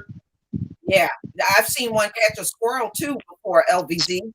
Hey, I like mine, probably because I'm a little sick, but I like watching them hunt though. At least, man, them birds came, that motherfucking cat stopped and jumped on our couch. It jumped on my damn patio table and was lurking. I said, look at this motherfucking cat. The cat saw the bird trying to get away. The cat jumped and snatched that motherfucker out the air like LeBron James getting a rebound and ripped his head up. I said, God damn. Yeah. Oh, yeah. Fatality. Y'all, one night, I must have got up about 3 a.m. and I went downstairs. Loretta had one in the kitchen. And she had the thing. I mean, she really had she had the head and the tail just held down with her two paws. She had already jacked it up. It couldn't even move anymore. She came over to rub all against my leg, and then she darted back under the table. Able to get it again. And she chewed the damn head off. Hey, somebody just said that the cat, sometimes the cat will bring it to you. Yeah, I've had that happen too, y'all. One time, Loretta caught one and brought it in my damn bedroom. I cussed her ass out. Right. She ended up killing it. And yeah. I didn't have to worry about nothing. It was one of those real super tiny ones. She ate the damn thing. She ate it. Dang. But y'all, cats are brutal. If you got a weak stomach, you might not want to watch them kill them. You never. They don't hold back. And if you like, and for those who ain't see, who asked, for somebody who asked me what the cat name was, I put it in the chat room. It was Bentley. If you never, it was my son's cat. So the cat state was fonder of my son. It was scared of me. So to get my approval, it hunted one of them motherfuckers. The first night I ever seen it, it brought the mouse to my door. I was like, what the fuck? I woke up, I said, I said, he all fucked up. And the cat looked at me. And I, at the time, my girlfriend at the time was like, nah, don't kirk out on it. Go give him a snack. It was your gift. I said, that ain't no fucking gift. I mean, he did his job. She said, yeah, but just let him know. So I fed him, but threw it away and was like, what the hell? And the cat ran. So if it ever killed another mouse, it never brought it to me. Yeah. I never saw another mouse out there, but we never had to worry about it. So yeah, that's what cats do. Yeah, they do. And a lot of times, even if a mouse is thinking about coming in your house, once they pick up the scent of the cat, they'll turn around and leave. They'll leave on their own. They won't even come in because they can smell that cat. Look, Lisa, we got somebody right around the corner from me, Terry Boyd. I live in Forestville, Maryland, and the mouse issue was right because they tore down all them houses where we used to play basketball when I was a kid. They tore a whole neighborhood of townhouses down, and then they cut down some trees and built up some new stuff. Well, when they did that, the mice ran out the man. We had foxes walking around in the street. Mm-hmm. That's the scariest shit in the world, y'all. Back in the day, I got off a motherfucking bus coming from work. Says, I'm walking down the street. I'm going to walk to my house. I said, okay, let me just walk down Forestville Road. But they done cut down all these trees. It's this little section now. And I said, oh shit, oh fucking dog. I ain't even gonna walk. But then I said, that's the funniest looking dog. Then it looked my way and the eyes shine. I said, oh shit. I took off running. That motherfucker ran the other way. I said, you dumb motherfuckers, I'm scared of you than you could ever possibly know. We got them here in New Jersey, LVZ. We got them. Every now and then you'll spot some of them. But what's really bad, believe it or not, in the state of New Jersey are the bears. We got so many bears. It's probably as many bears, and a lot of people don't realize this. There's probably as many bears in the state of New Jersey as there are people. There are a lot of bears here. And usually, when people spot one, it scares the hell out of them. But there is a difference. The black bears are cowards. So if you encounter a black bear, it's just going to run away from you. Right. A brown bear, them motherfuckers will try to fight you. They're aggressive. That's why, a lot of people are armed here because if you encounter them brown bears, you got to kill them. Yeah. Some of these Maryland mountains got, like Montgomery County in Gaithersburg, it's a bear that just run around raping motherfuckers trash and going on they like patio, taking everything off the patio. And like, hey, what's up? They showed one time he looked in the door and shit. I said, oh shit. And they like, he just walking around Montgomery County, him and a family of them. Yeah. Yeah. But I think they, like you said, I think they black bears. But I don't give a damn. I wake up, I see a bear. It's time to move. Yeah, well, you believe it or not, you living around more creatures than you think. I've been talking to some people here in New Jersey. They had no idea cougars are here. We got cougars. All you got to do, pull up the YouTube videos of cougar sightings in New Jersey. We've had them cougars here. And they were actually brought in here from the Midwest to control the deer population. They've probably been here for a good 25 years. And there's still people in New Jersey that don't even know they're here. You know how they find out they're here? They'll go walking through the woods and all of a sudden one will come out. Oh. They'll see one up in the tree when they're walking in the woods. They were like, what the fuck? There's a Oh no, I know. Because y'all too close to Pennsylvania. And it's a lot of cougars there too. Mm-hmm. Yeah, we got cougars. We got bears. Believe it or not, we got them damn vultures here too. I actually stumbled upon some vultures back in. I seen one of them ugly motherfuckers. I seen one of them ugly bastards. I didn't even think those suckers could survive in a cold climate like New Jersey, but apparently they can. Yeah, nature is allowing. Nature is taking back over because of this lockdown. I'm about to say I seen one on New York, New Jersey Turnpike one summer, tearing something up.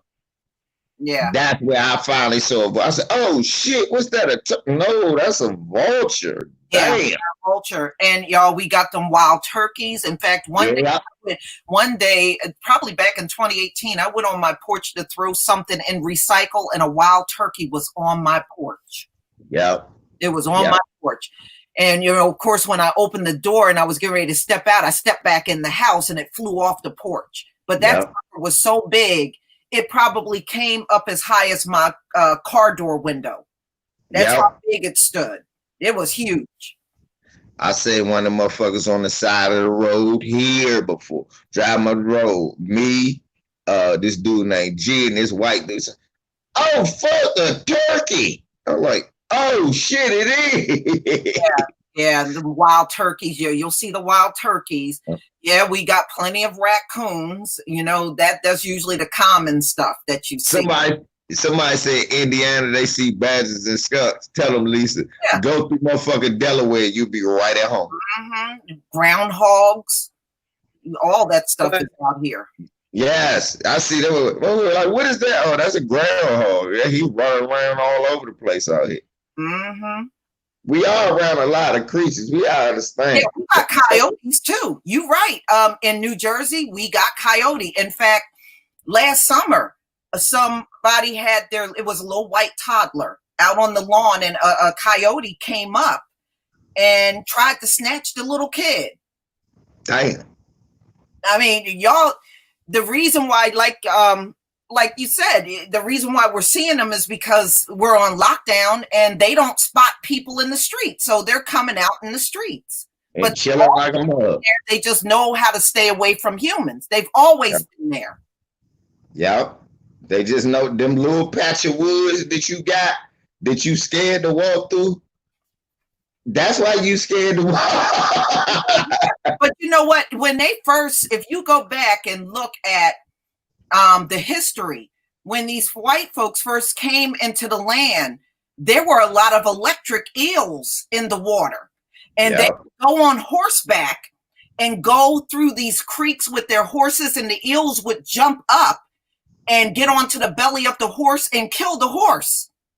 And sometimes it would even kill the men that were riding the horse. Yeah, because your dumb ass fall in the water. They were there. Yeah, I mean, America got all kinds of animals that y'all don't know about. A lot of different kind of animals are here. Yeah, you'll see that shit. The city Rosalind, you'll see. He said, "Dead raccoon." Shit, we got hood ass raccoon. We got raccoons up here. Thank you. We got some thug ass raccoon. The cat break out when the raccoons come out. Oh shit! When you see the cats running, when you see a cat with a big cat with an ear missing walking towards the motherfucking trash can, he done whoop a raccoon's ass. We be having some brawls out here. LVZ, they tell you in my state, don't put cat food out. If you're going to feed your cat, let the cat come inside. Even if it's an outdoor cat, let them eat. Right. Because what happens is the cat food attracts raccoons. And the raccoon will spot that shit on your porch or on your patio and come out. Next thing you know, you'll look out there and you got a gang of them eating all that cat food up. Yeah, I saw that one time, and that's how I learned that, Lisa. I didn't know that. When I had Bentley, I put his empty tray, because I was like, man, Charisma, you ain't changing food. Man, that tray stink. Put that out there and get him a new tray. So he put it out on the balcony to wash it off the next day. My niece started going, "Oh, it's something on the balcony, Uncle Va." Then she cut the letter. "It's a raccoon." Motherfucker was sniffing at the bowl. Yeah, they love cat food. They love the hell out of cat food. From raccoons, I think they love it more than the damn cats. It's copperhead snakes and like the Waldorf area here in Virginia. Yeah. I mean, in Maryland. It's copperheads around this motherfucker. Yeah, and we also got them brown recluse spiders. We got them here too. We got them brown recluse. Them sounds to punish your ass. The spiders will punish you. The spiders will punish the shit out of you. You know how I found out about them suckers? They get in your basement. You go down there one day and there's one down there. Yeah, that's how I learned about them moving somebody. And they was like, "Oh no, that's a brown recluse. Get away. Get away. Man, you would get punished by one of them joints." They're bald eagles. That ain't nothing but a scavenger bird, y'all know. Yeah. That ain't nothing but a scavenger. That lazy ass bird, what he do is steal prey from other animals. He don't even really his own honey. He'd see bully. Yeah, if another animal kills something and it spots it, he tries to steal the prey. They lazy ass animals. Yeah, he just uses wingspan and his size to scare the other birds away. Mm-hmm. Now he can hunt when he want to. Yeah. He got all of his tools, but he much rather just use his bully shit to pick you off. Mm-hmm. Yeah, that's why they love the eagle, because it reminds them of themselves. That's why they love that bird. Oh, they want us to talk about the orange idiot, Lisa. Oh, Trump. Yeah, we talked about his old lame ass. We talked about him in the beginning, how he's trying to say that he's not concerned about this explosion of COVID virus in the country. He's unconcerned. I was like, you've been unconcerned through the whole damn thing. This how dumb he is, Lisa. All the states that's exploding, most of them are the ones that helped them win. Yeah, they're the red states. Yeah. I looked at it. I said, damn, these are all the states that helped you win, you dumbass. These should be the first people you try to help. Yep. Did you see how they trolled him online and bought all those tickets on TikTok? Yeah, those were teenagers on TikTok that did that to him. Yeah. That shit was hilarious. Mm-hmm. I knew something was wrong when the motherfucker came on TV and said he thought 1 million people. I said 1 million people.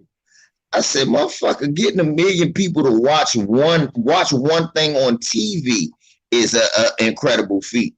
Let alone to get them all in one spot. I said, the Million Man March took damn near a year to organize. Yeah. Mm-hmm. Ain't that the truth? That make no sense. It's stupid. Now we got all this motherfucker flying over here depressed than a motherfucker, Lisa. Mm-hmm. I've been hearing them fly back because, you know, he'll fly back to Andrews Air Force Base. They showed him one day walking, tie all out, head all down. That's when he heard the polls was as low. That motherfucker yesterday said Joe Biden gonna be president. Mm-hmm. Mm-hmm. Yeah. Yes, he even said, I said, damn, he even about to vote for Biden. Mm-hmm. It's ridiculous. Yeah, it sure is. All right, y'all. So there was, I saw several people sent me this story on a Black woman that was set on fire by white supremacists in Wisconsin, Althea Burstein. Yes. Yeah. Okay. Now I saw her. She's actually biracial. Yes. And yeah, I did see the stories that everybody sent me.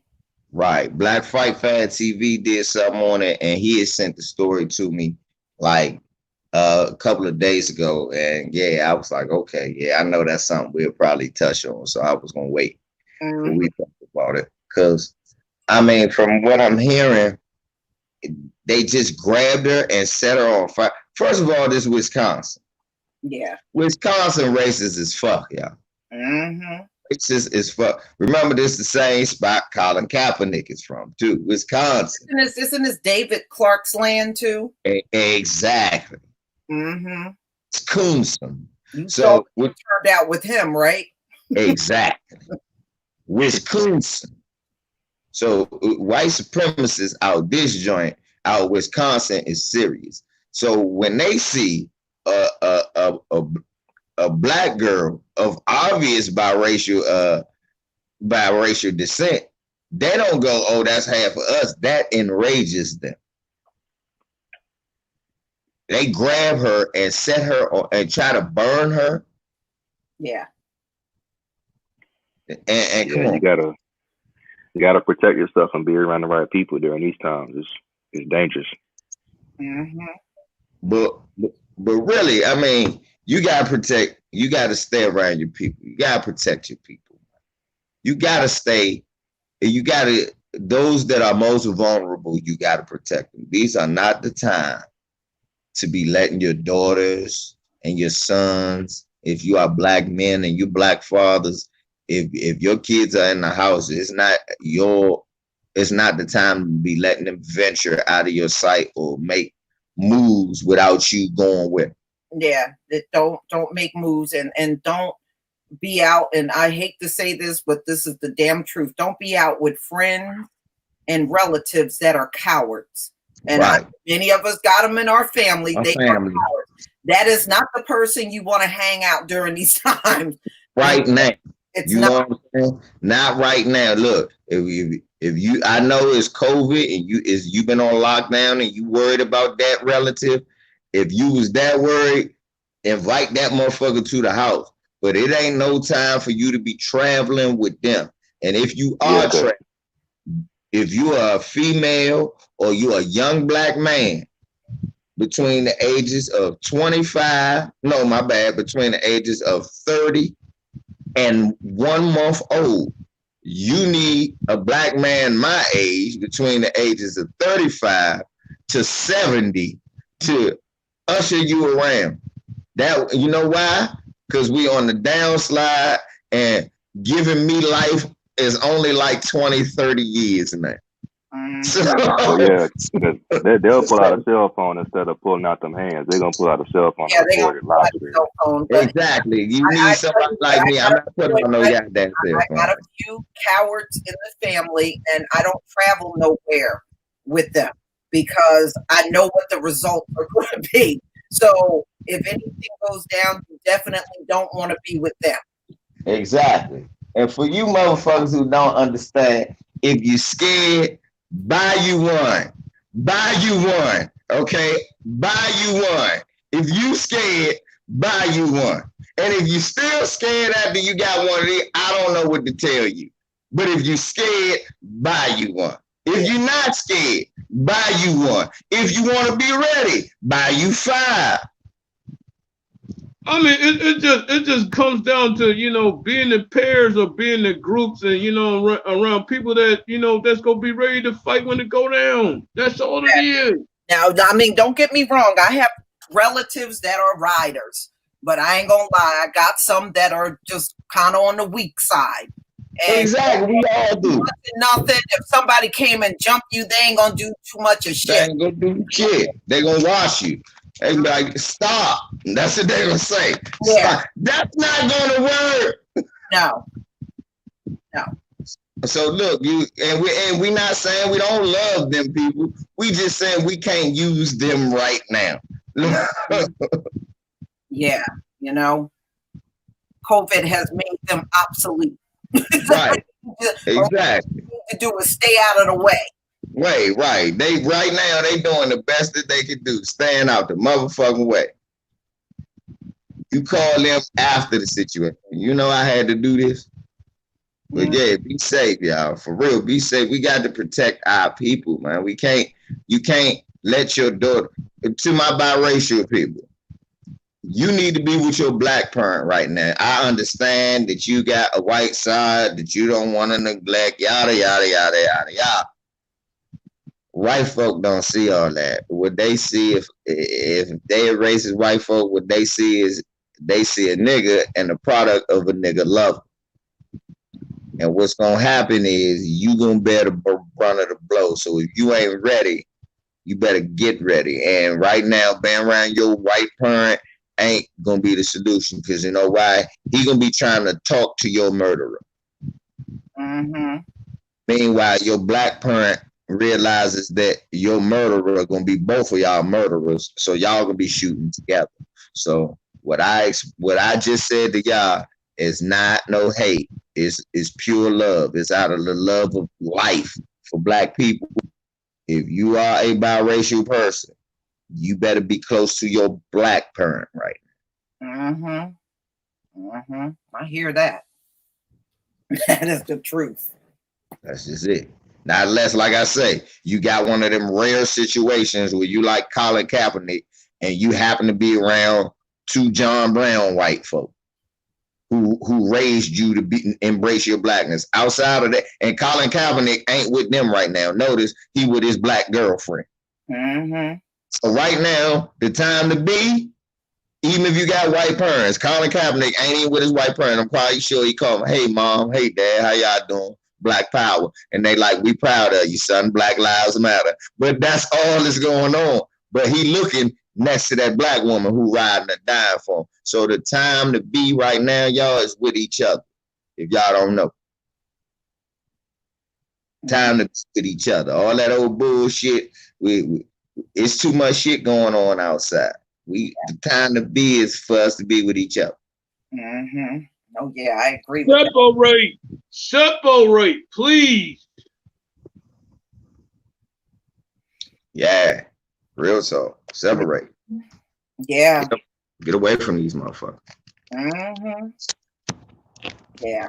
I mean, look, we only can do the best that we can, but if you think this government is going to do something, you should know just from Trump's reaction, you should know ain't nothing going on with this government that's going to save you from COVID. So you better be looking out for self.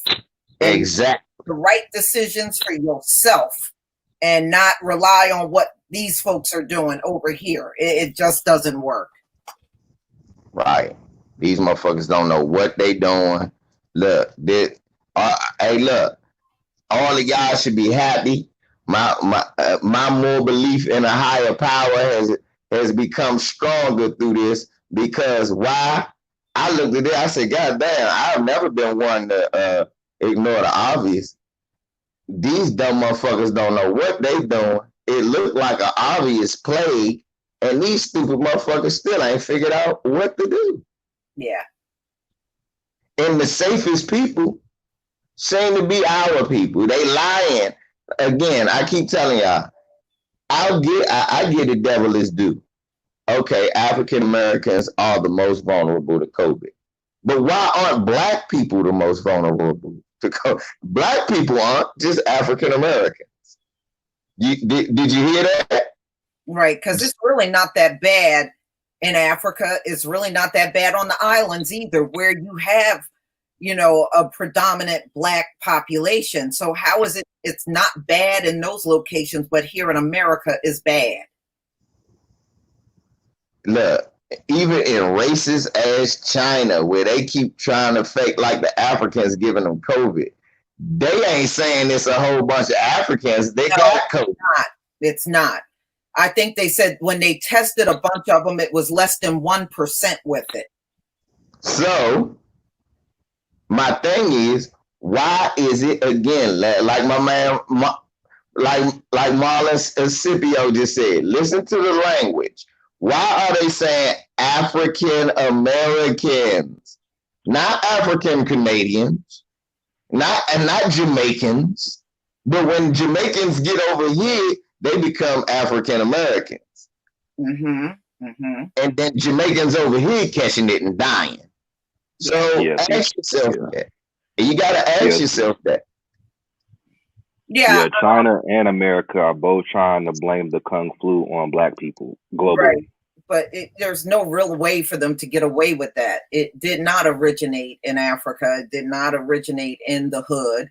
It didn't originate in any, area where you have a high population of black people. So, well, that's why I think Trump's stupid argument helps black people, and that's why they mad about the Kung flu thing. Yeah. See, when y'all start arguing about Kung flu, that takes us out of the conversation. Yeah. Right? Mm-hmm. I was watching that the whole time. I said, damn, they stopped talking about how black people are mostly the most people to get it in America now when they arguing about Kung flu. Now they stopped talking about that. Yeah. Because they're arguing about Kung flu. Because when you argue about Kung flu, now it takes black people out of the equation. Well, we don't got no motherfucking ties to that. Right. Heather Gooch and Mike Buzz. Yes, I did see the dust storm that's headed over here from Africa. That dust from the Sahara Desert, that actually comes over to this country every year. I don't know if y'all are aware of that. It comes every single year. Yeah. That's what I would say. Now, I know this one is probably bigger than the ones from previous years, but it actually comes over every year. No, Devin S., we are not the new Jews. We are the true Jews. Now, let me stop. That man said, "Are we the new Jews?" No, we not the new Jews. We are the true Jews. We are the original. Yeah, we are the true Jews. The new Jews are the ones who don't look like us. Mm-hmm. And you know what? Like, them fake Khazarians, don't let them fake Khazarians fool you. I mean, we the original. We the ones that's been here from the start. And don't let them confuse you with that anti-Semitic bullshit either. They're battling COVID-19 even over there in Israel, y'all. Go look it up. They're battling COVID over there too. Yeah. Meanwhile, they keep it. Meanwhile, they segregating the black Ethiopian Jews, and they ain't telling you how many of them catching it. Right. Obviously, they ain't dying off because the black Ethiopian Jews been complaining about racism over there in Israel forever that nobody helping them with. Right. And Marlon Scipio, thank you for the super sticker. Yeah, you know. But yeah, that dust comes over here every single year. Usually the one that gets hit the most with it, Florida. Florida gets hit more than anyone else. But this year, I know it's going to be in several states. It's going to go beyond Florida. Because it's bigger. It's supposed to go past Florida. But guess where it's going to hit? Guess where it's going to hit, y'all? All them states that don't want to do shit about COVID. It's going to hit the whole Gulf Coast. It's gonna hit the whole Gulf Coast. It's gonna fuck Atlanta. It's gonna fuck Georgia up. And Georgia, y'all reckoning for all that. Everywhere you look, Georgia police is fucking people up now. My people are. Yeah, did you see what? You saw what Lisa? Sides are down there. Lisa M. Smith said that Chinese are saying that black people mostly have O blood, and that makes us have immunity. Well, probably so. Probably, yeah. You know, my dad had old blood. Yeah. Most of us do. Most of us do got O positive. I mean, most of us might got a gene to keep us safe in our blood to make us either silent carriers or asymptomatic. So, you know, it might be, but I ain't taking no precautions. These motherfuckers is stupid. So I'm taking every precaution because I don't trust these motherfuckers. Yeah. I don't trust nothing that they bring out anyway. And I personally believe the media in this country is undercounting people on purpose. Right. So they keep undercounting how bad it is. Then, we need to reopen. Look how low the numbers are. They ain't gonna give you the real true numbers. Thank you, Lisa. Y'all motherfuckers think they overcount. Make you believe it's not that bad when it really is bad. Please, I'm with Lisa. I think it's more people that got COVID and more people dead from it. And they don't want to tell you so you can hurry up and take your dumb ass back to work. Mm-hmm. Yeah, some people are dying in their homes. They're not even going to the hospital. Yeah. And if ain't nobody calling or do a welfare check, ain't nobody checking on them. Right. Motherfuckers got to stink before they find you. Mm-hmm. Yep. Did y'all see the my bad, Lisa? Did you see what they broke the moist dude arm in Valdosta, Georgia? Yes, I saw that video. Mm-hmm. That don't man. Did you see them idiot cops? The motherfucking cop that took his license for no reason sat there and told the other cop that no, he didn't do nothing wrong. He don't got a warrant. So, okay, you knew that. Why you stop him? Right. But remember, this is the same Valdosta, Georgia, where Kendrick Johnson was killed. And never did anything about the killers. Thank you. Same place. So think about that, y'all. Look, and then think about what they did, Lisa. At the end, they gonna offer him a ride. Man, arm broke. He all fucked up. You jacked him up for nothing. Mm-hmm. You sure you don't want to ride? No. Fuck no, you don't want to ride. Might choke him out in the back of that cruiser. Might shoot him and say he was trying to commit suicide. Right. Yeah. That was the funniest part to me. I said, hold up. did these Keystone cops stop a man for nothing? Then you see your man come over and grab him. You don't tell him, hey, no, Sarge, it's good. It's good. I got his ID. He didn't do anything. You ain't think to tell him that. Then you let him suplex him, break his arm, put him in cuffs, then tell him, he said, yeah, so he got this the guy with the warrant.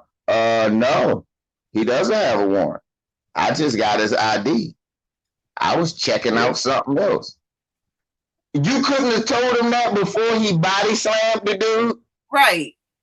Did he even read him the rights though? I think he just slammed handcuffs on him after he broke his arm. And remember, the cop that body slammed him came up from behind. Yep. He came up on him from behind. He bear hugged him for like 20 seconds, Lisa, and told him, put your hands behind your back like he told you to. He never told him put his hands behind his back. Right. Well, why you don't stop him and go, oh, Sarge, no, I never told him to do. He good, Sarge. You never stopped him. Mm-hmm. Yeah. Yeah, and y'all see now that they're saying defund the police. Look at how many of these cops are crying and they're running and quitting their jobs now, because I guess if they figure they can't F up one of us, they gonna quit. They gonna quit if they can't get their hands on us. Right. Is that what you said? I would go ahead. No, I'm about to say, Kay, real quick, is that really what you saying? You so mad that we mad about you whooping our ass for no reason that you gonna quit. Your family don't need to eat if you can't whoop our ass or kill us. Mm-hmm. Yeah. No, what I was about to say was, what would have been a little smarter is to go after the pensions, because that's how they do it. You know what I'm saying? That's how they retire and shit. You know what I'm saying? It's easy to take away their paycheck, but when they done retiring, they shouldn't have shit. You right. If they just walk off and quit, they should take their pensions. But like, if you quit for this, you shouldn't get no pension. Cause see, that's why it's so easy for them to quit. KD, right? Yeah. As far as I'm concerned, those are the enablers.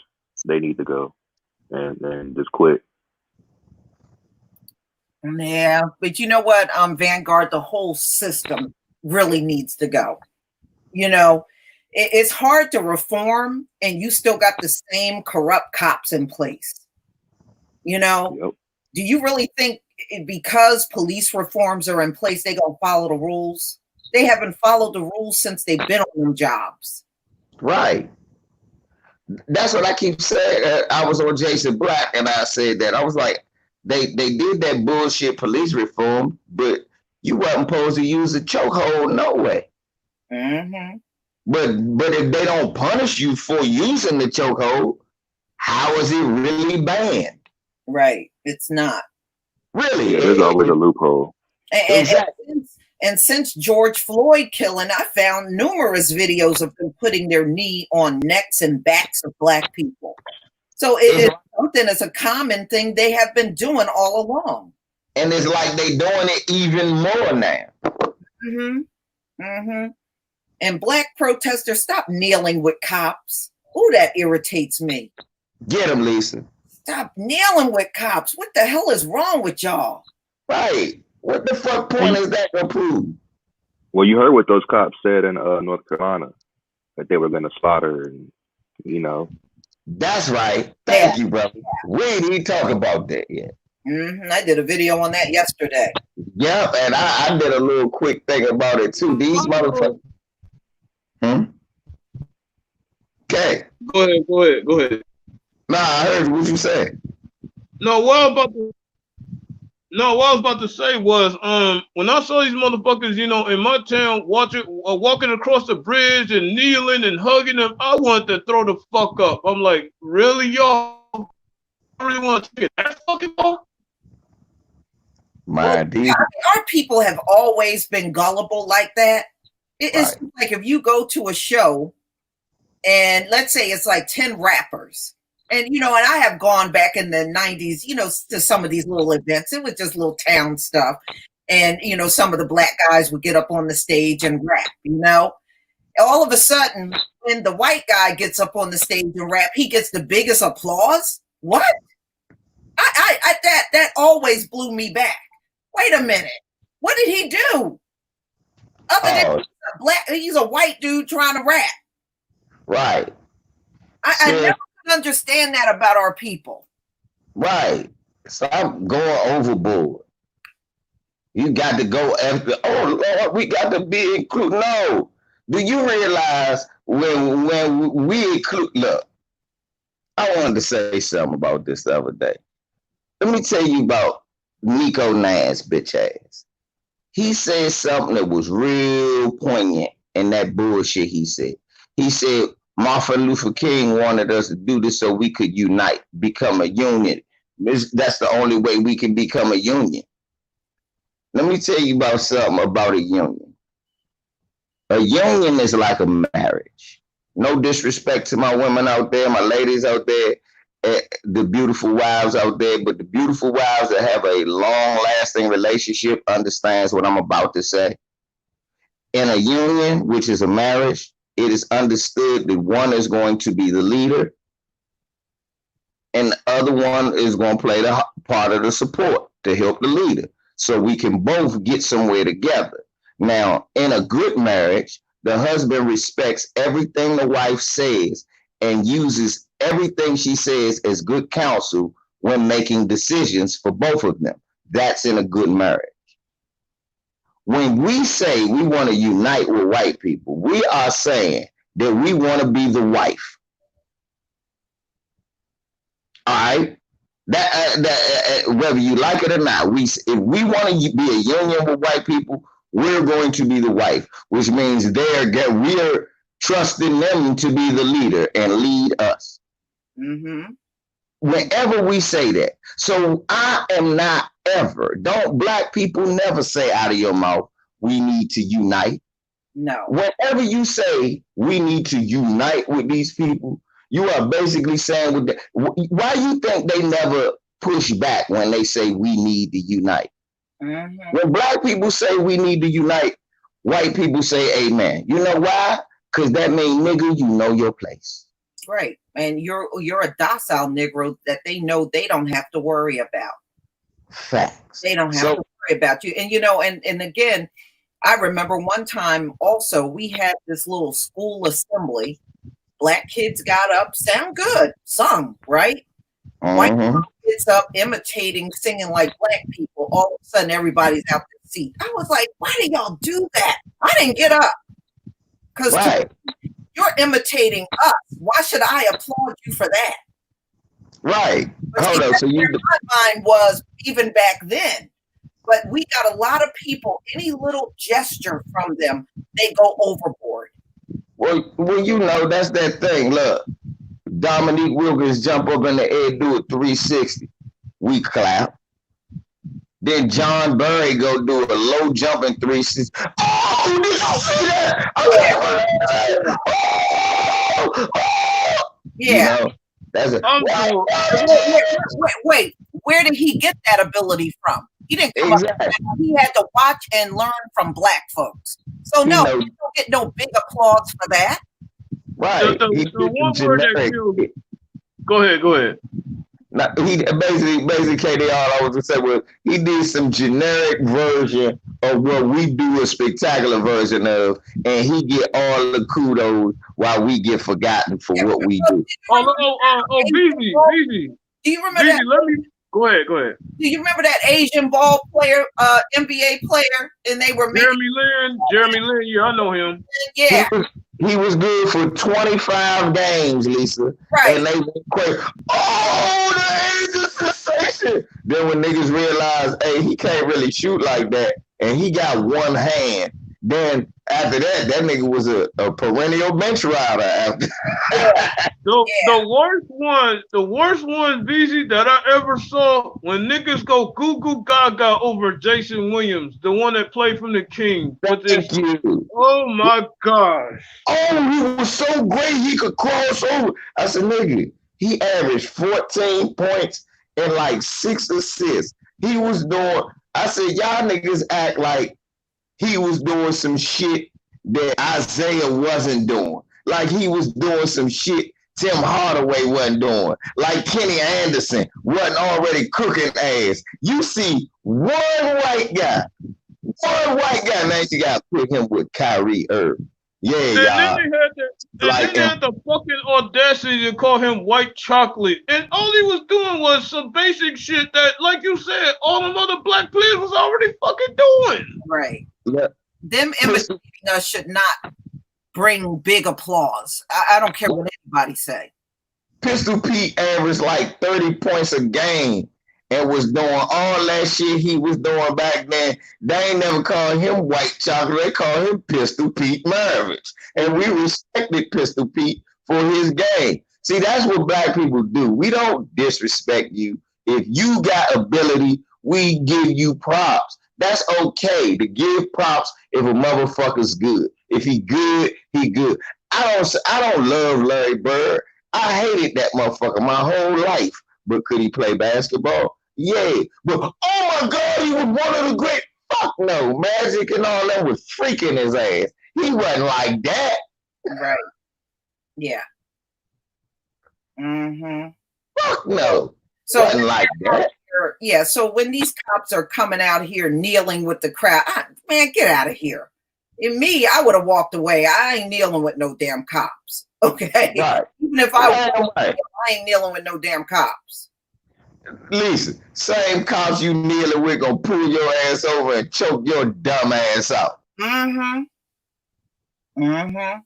So Jamal, Lisa just left us something in the chat and I clicked to it. Black teen, 3 charged in death of a black teen. This in Michigan, y'all. 3 charged in death of a black teen who was restrained for throwing a sandwich at Michigan Youth Center. Kalamazoo, Michigan. 3 staff members of a Michigan Youth Center have been charged in the death of a black teenager who died while being restrained after throwing a sandwich. Wow. Kalamazoo County Prosecutor Jeff Getting announced on Wednesday Cornelius Frederick, 16, died on May 1st, 2 days after he lost consciousness while being restrained by staff at Lakeside Academy. The Kalamazoo County Medical Examiner's Office confirmed Frederick's manner and cause of death was homicide. Michael Mosley of Battle Creek, Zachary Solis of Lansing, and Heather McLogan of Kalamazoo are charged with involuntary manslaughter and second-degree child abuse. Mosley and Solis are also accused of restraining Fredericks in a grossly negligent manner. The attorney said McLogan is accused of gross negligence for allegedly failing to seek medical care for the teen in a timely manner. Getting, who called Frederick's death a tragedy beyond description, said the accused employees are expected to turn themselves in for arraignment, but didn't say when that would happen. Damn. You see, and if they were black, they wouldn't have had to wait to turn themselves in. They would have pulled up and throw handcuffs on them. That shit crazy. For throwing a sandwich. That's horrible. That's horrible. A sandwich. He was a heavy-set kid. Okay, you might have had to wrestle with him a little bit, but I ain't never had to wrestle with no kid where I got to choke him out or restrain him to the point of death.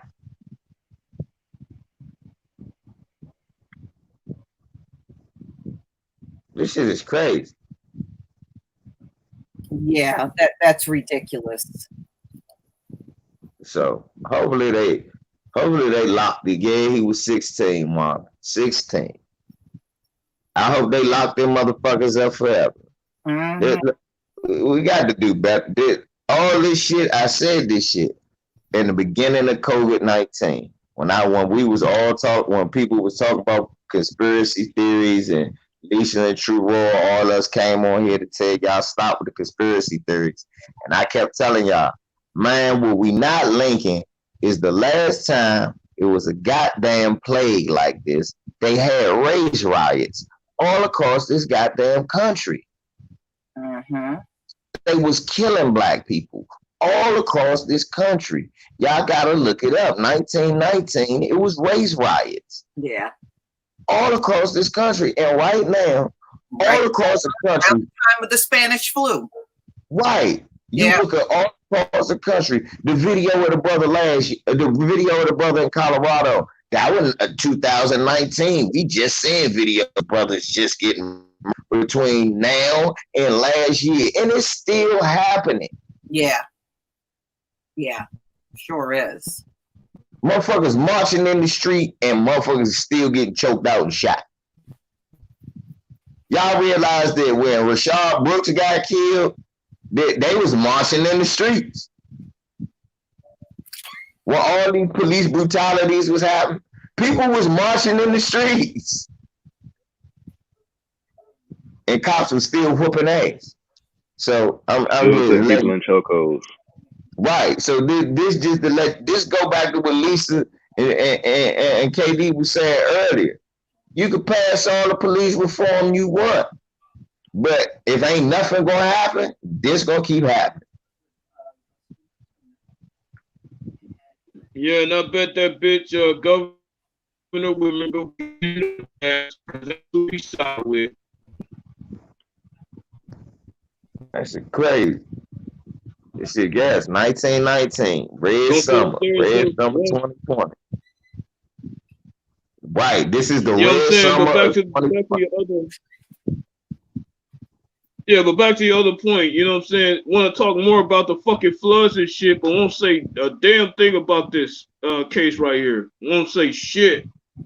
We ain't heard about nothing like this. We got to keep each other informed of all the bad news going on in the community. And you know why they don't tell you about it, KB? So they can keep saying, oh, well, see, this is why. You know, when you go Jonathan Farrell, Sandra Bland, this person, that person. Oh, well, that's so few and far in between. But then when you realize it's other cases that got buried that they not crimes. Yeah. Yeah. Yep, that's right, Elena Troutman. Red Summer. That's exactly around the time when Spanish flu was out and the race riots had hit the country. Right. Yep, I remember doing that piece of history. Ain't nobody talking about that but Lisa and me. Ain't nobody keeping y'all informed about that but Lisa. The news sat up there and glossed over that, but talked about the Tulsa riots. And the only reason they talked about Tulsa because they was using it to go against Trump. Hey, well, look, they were also having an opioid epidemic, so it's exactly the same. Exactly the same. Exactly the same, bro. Y'all better get up on history, man. History repeats itself, and that's how you can be prepared for this shit. If you already read and seen this shit and went, okay, because I know, just like y'all done read the history of slavery, y'all know if they try to, that's why I keep telling y'all, stop talking about they gonna come to your door. You already know the minute they come to your door, bullet holes flying through it. Yeah.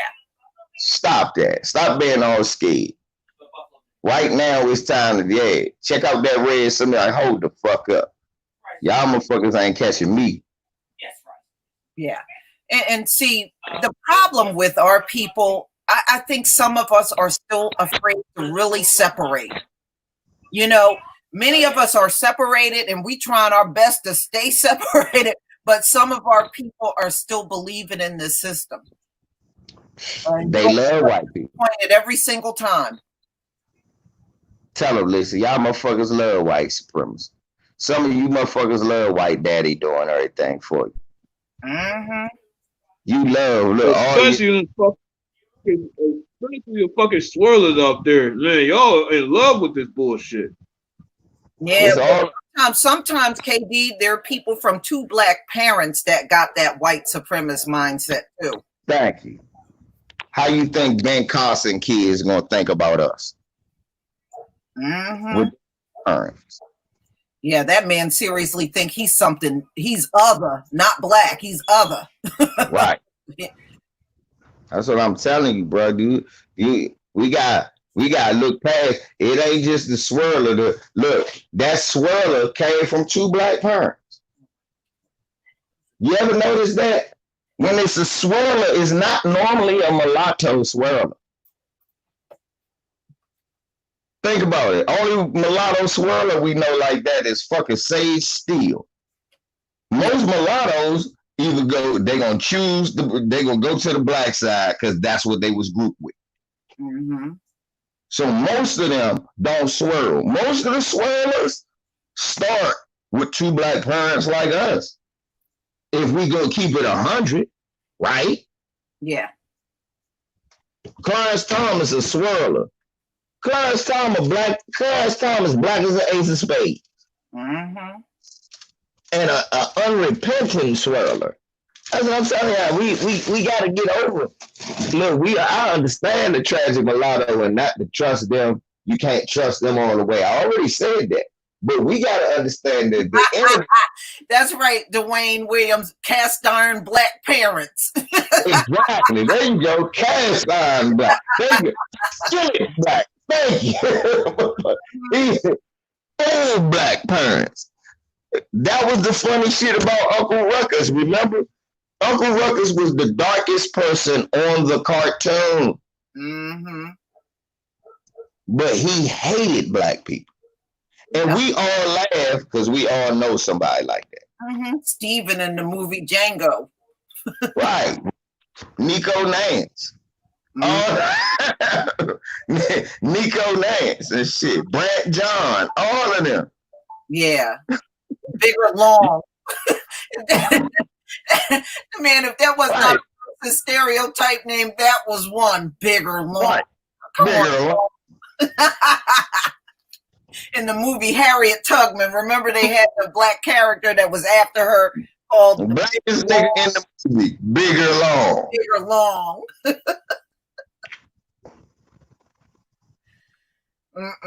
Make no damn sense. Whole stereotype.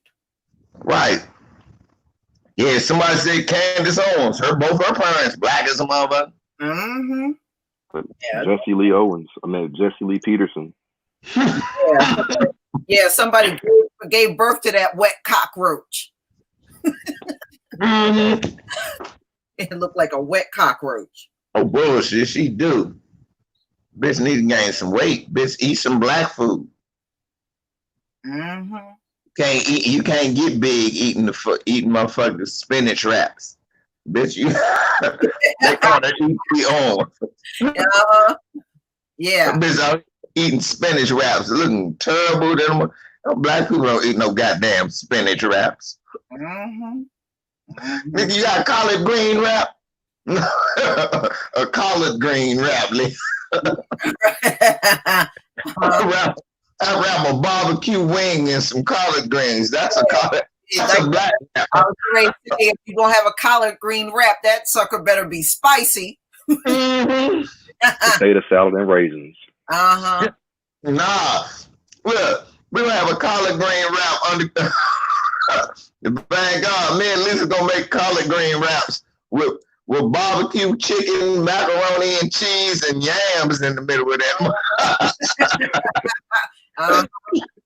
Let me get 6 of them collard green wrap. Niggas getting the itis on my wrap. I'm laughing, LBZ, but I bet you if you start selling them things, you probably be rich. There'd be 100 white folks like, can I get one of those collard green wraps? Please, Yeah, brother? they'll be showing up at your place of business trying to get the hookup. Mm-hmm. Then get mad after me after they see my YouTube post. He's racist. No one should go there. Mm-hmm. Nigga, you make my business blow up. Hey, did you hear that white people were writing reviews about it's a black restaurant called Slutty Vegan, and they were going on there writing bad reviews about it? Yeah, no, I didn't hear about that. Oh, what? Yeah. It's a black restaurant called Slutty Vegan, and there were some white supremacists going on there writing bad reviews about it. Oh, trying to put. They were. Yeah, they were so doing black that to another restaurant called Honey Pot, I think, a few months ago. Yeah, they did that to her because they found out she said she was like Black Lives Matter or something like that. Yeah, yeah. Well, remember they tried to do it to that turkey leg, Yeah, the turkey leg place turkey down. leg. Yeah. Then they tried to do it to the makeup lady, and then that shit backfired. Target gave that bitch a contract. What they don't realize is when they come at black people like that, they may be doing that, but they don't persuade the black community to stop, supporting their own.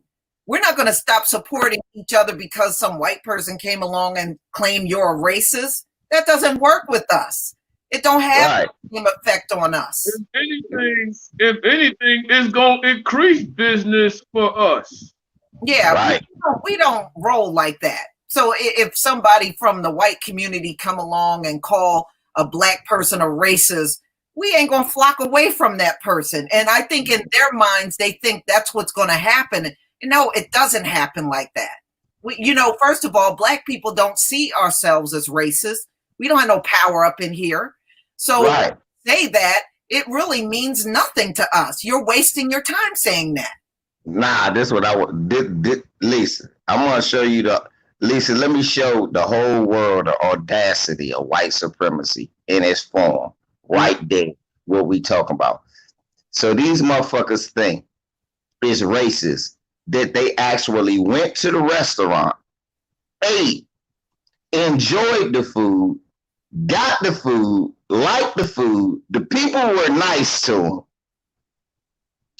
Then they went home, saw something on social media that they didn't agree with politically, and they became racist. Right. That's racism to a white person, y'all. It is. Now, let's do the flip side, sis. When it was us and they did racism, they wouldn't allow you in the store. Right. And there's still some that try to not allow you in the store. In the store. I want you to think about that. They said the equivalence to not letting you in the store, overcharging you for your meal, telling you can't come in because of what you wear, spitting on your food, whooping your ass at a lunch counter. That's the same thing as us saying Black Lives Matter on social media. Right. And they always try to use that the black person is racist in order to sway others away from you. And it doesn't work. Don't even work on social media technically. Look at how many times all of us were taught on this panel were called racist. How many left? How many black people left because of that? Right. It don't have the same impact on us like it does on them. And that's what they don't realize. You made more black people find me by calling me racist. Right. In fact, that's what Moist Mike tried to pull. Oh, Lisa Cabrera, that's racist. How many of you left? Some did. Some gullible Negroes did leave. Them niggas was cool. Them niggas was coon ass niggas smashing the dislike anyway. Fuck them old Uncle Tom ass. Lisa, I remember when you did that half an hour flaming. That was my favorite video of all time. When you flamed all of them that left. Woo! I said I don't want to fuck with her on that level. Them niggas was so mad they came to my channel, got mad because I did a live, flagged me, and took my channel down because they was shit. I was going at everybody. I said, "Yep, Lisa called all y'all out, and let me start showing your picture, motherfucker." That video is still available on the 1LVZ Patreon. Y'all go through and show me some love. I'm flaming Moist Mike. No, Moist Mike, you can't get away from it. Y'all go see that video if y'all want to see some of it. Yeah, but some of our people are like that. But the fortunate part is it's not the majority. It's just a handful that will listen to something, somebody like more than no run away, believe in them. But the funny part, LVZ, damn near all of them came back. Yeah, because I remember when she was at 47,000, and then it dipped to 40,000, and now look at her now. She's way past 60. See, but what happened, KD? This what it was.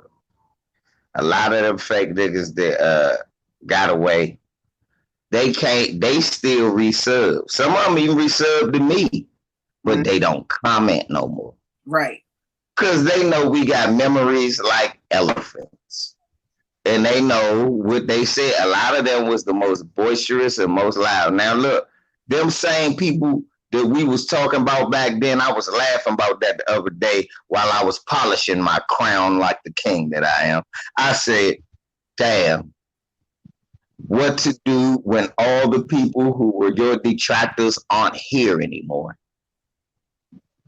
Think about that. They don't exist anymore, y'all. All of them are gone. All those detractors gone. We still here. You know why? Because the truth shall remain. It say truth shall set you free. Truth never dies, man.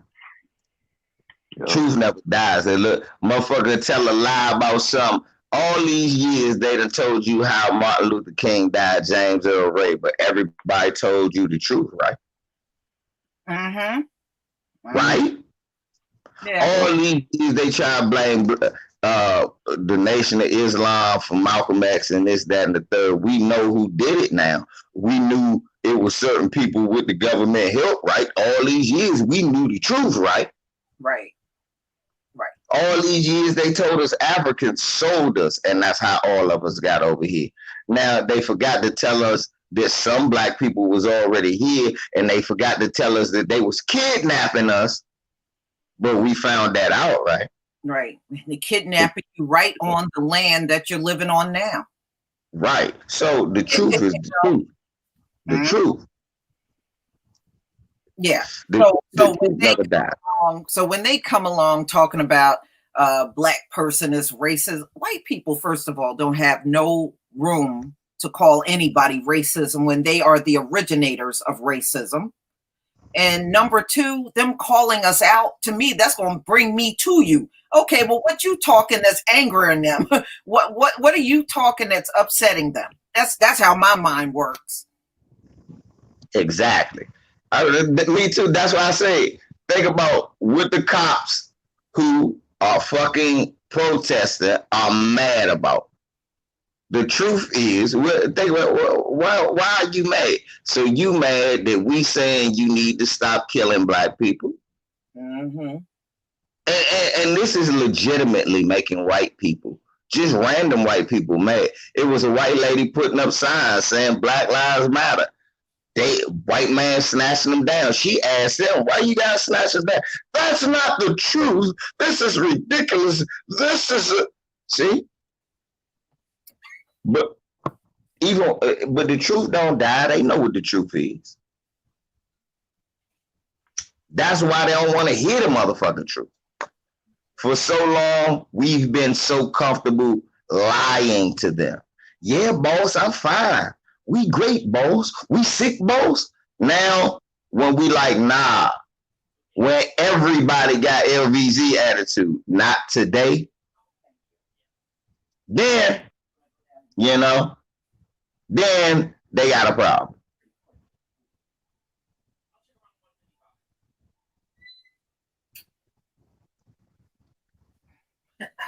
Yeah, okay. We gotta stay strong, y'all. We do. And people that were once infiltrating us, and because that's really all Moist Mike was an infiltrator. Right. We can't allow that kind of stuff, especially now that we are in this lockdown, because everybody is not reopened. Some places are, some aren't, but they're going to have to all shut down because they can't fight COVID. But this is the time when you stay stronger than ever. Mm-hmm.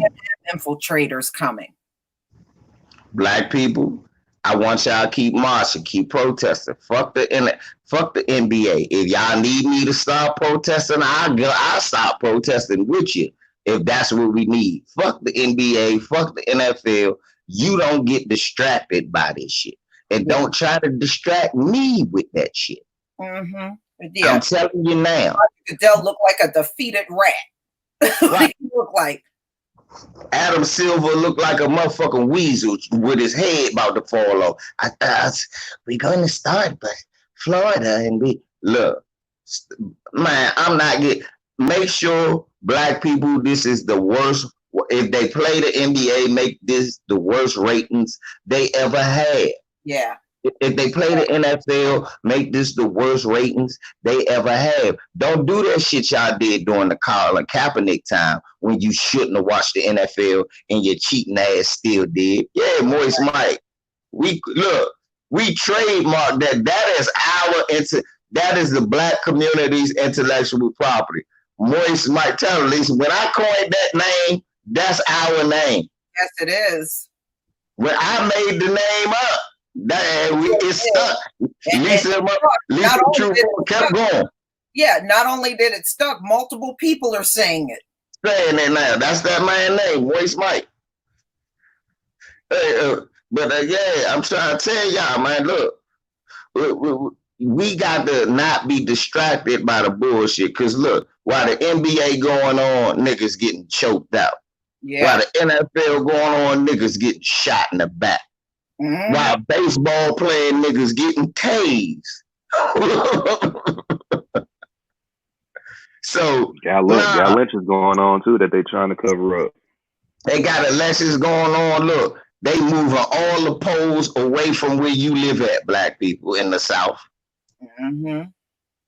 Yeah. Black people in the South, they move all the polls in the white neighborhood, the racist white neighborhood, and they got Klansmen doing drive-bys on y'all while y'all waiting outside protesting.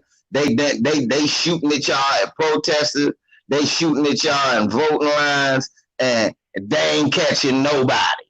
Yeah. Yeah, they're doing lynchings, and they're saying that the cops are the ones that are actually doing these drive-bys. That too, though. But thank you, Marlon Scipio and Elena Troutman. Thank you for the super stickers. I believe that too, because I want y'all to think about this. Wherever these black men are lynched, there's always no cameras. Now, who knows where the cameras are in the city and what parts don't have cameras? Your cops. Mm-hmm. You know that? They know exactly where to take you where it's not going to be on camera. Not just them, sis. Not just them. Your firemen. Yeah. Your EMS. And guess who else know, Lisa? Their family. Yeah. And their friend that they doing that shit with. So hey, Bob. There's a reason why every time we see these black men hanging, there is no camera footage anywhere. You know, and no, so this got to be some sort of insider job. It's got to be somebody who knows that city through and through, and those are the people that are on the streets in those cities doing jobs. They want to have me believe every weekend in Chicago. Black people, every time black people still killing each other. Oh, they're murdering each other in Chicago. You can't take the police off the street. You just said it. Right. All these police on the street and they still ain't stopping nothing. Why we need them? We need to do something else then, don't we? You just said it. Look, weak arguments. Then we should be cutting down. Hold up. So you telling me the answer is the police. Meanwhile, we got all these police and this shit still happening. So let's just take the police away and see if this shit still happen. Right, yeah. Exactly. If we take the police away and the shit stop happening, maybe the problem was the police. Right. And see, that's why they're saying suicide. Because if it is indeed the police, they know nobody's going to get in trouble for it. Easy to say suicide. You say suicide, there's no investigation, right? And nobody, all the coroner office got to do is back up what the cops say. Nope, this looks like a suicide. And that's it. They're all in cahoots with each other. If you remember, during the times of the lynchings, when our people were openly being lynched by mobs, a lot of those people in the crowds were judges, prosecutors, okay? Police, I mean, they took part in hanging our people. Facts. All the people you see smiling under the tree with the black body, a lot of those were people that were judges and people like that. Exactly. And law officials and your medic. Look, think about the racist EMT lady that Tariq Nasheed just showed. They just fired her. But how many motherfucking bitches like that working at the hospitals? Yeah. After you get your head caved in or you get shot, then you go to the hospital and then die. That shit was happening then too. Yeah. Nurse Karen. Yep, Nurse Karen. Now, but it was a million motherfucking rumors about Martin Luther King not really dying and motherfucker dying out there. He died in the hospital. It was rumors about JFK not dying out there, dying in the hospital. Right. And the problem was this was white folks saying that. Mm-hmm. I was like, damn, so y'all know that y'all that devious. Yes, we are. They're telling you. You know, there was even a time that we couldn't even go to their hospitals. Right. So it's not even surprising that they're killing black people in some of these hospitals, like MLK. Yeah. Yeah. Right. I mean, none of that stuff has ever, all the things that used to happen to us in the past is still happening now. Never stopped. We looking at the cops in Wilmington, right, Lisa? The 3 cops in Wilmington. Mm-hmm. And then it was so funny that happened because the week before, I'm just sitting here stumbling through shit on YouTube, and I saw the Wilmington Massacre of 1898. I did a video on that. Mm-hmm. Yeah, and I was looking at that shit, and I'm like, see? And Wilmington was just one of the many towns. They did that in Louisiana, too, where they ran our black officials out by gunpoint, killed them, took the land from them. See, they only focus on Tulsa, Rosewood, 1 or 2 spots. They don't multiple times, yeah.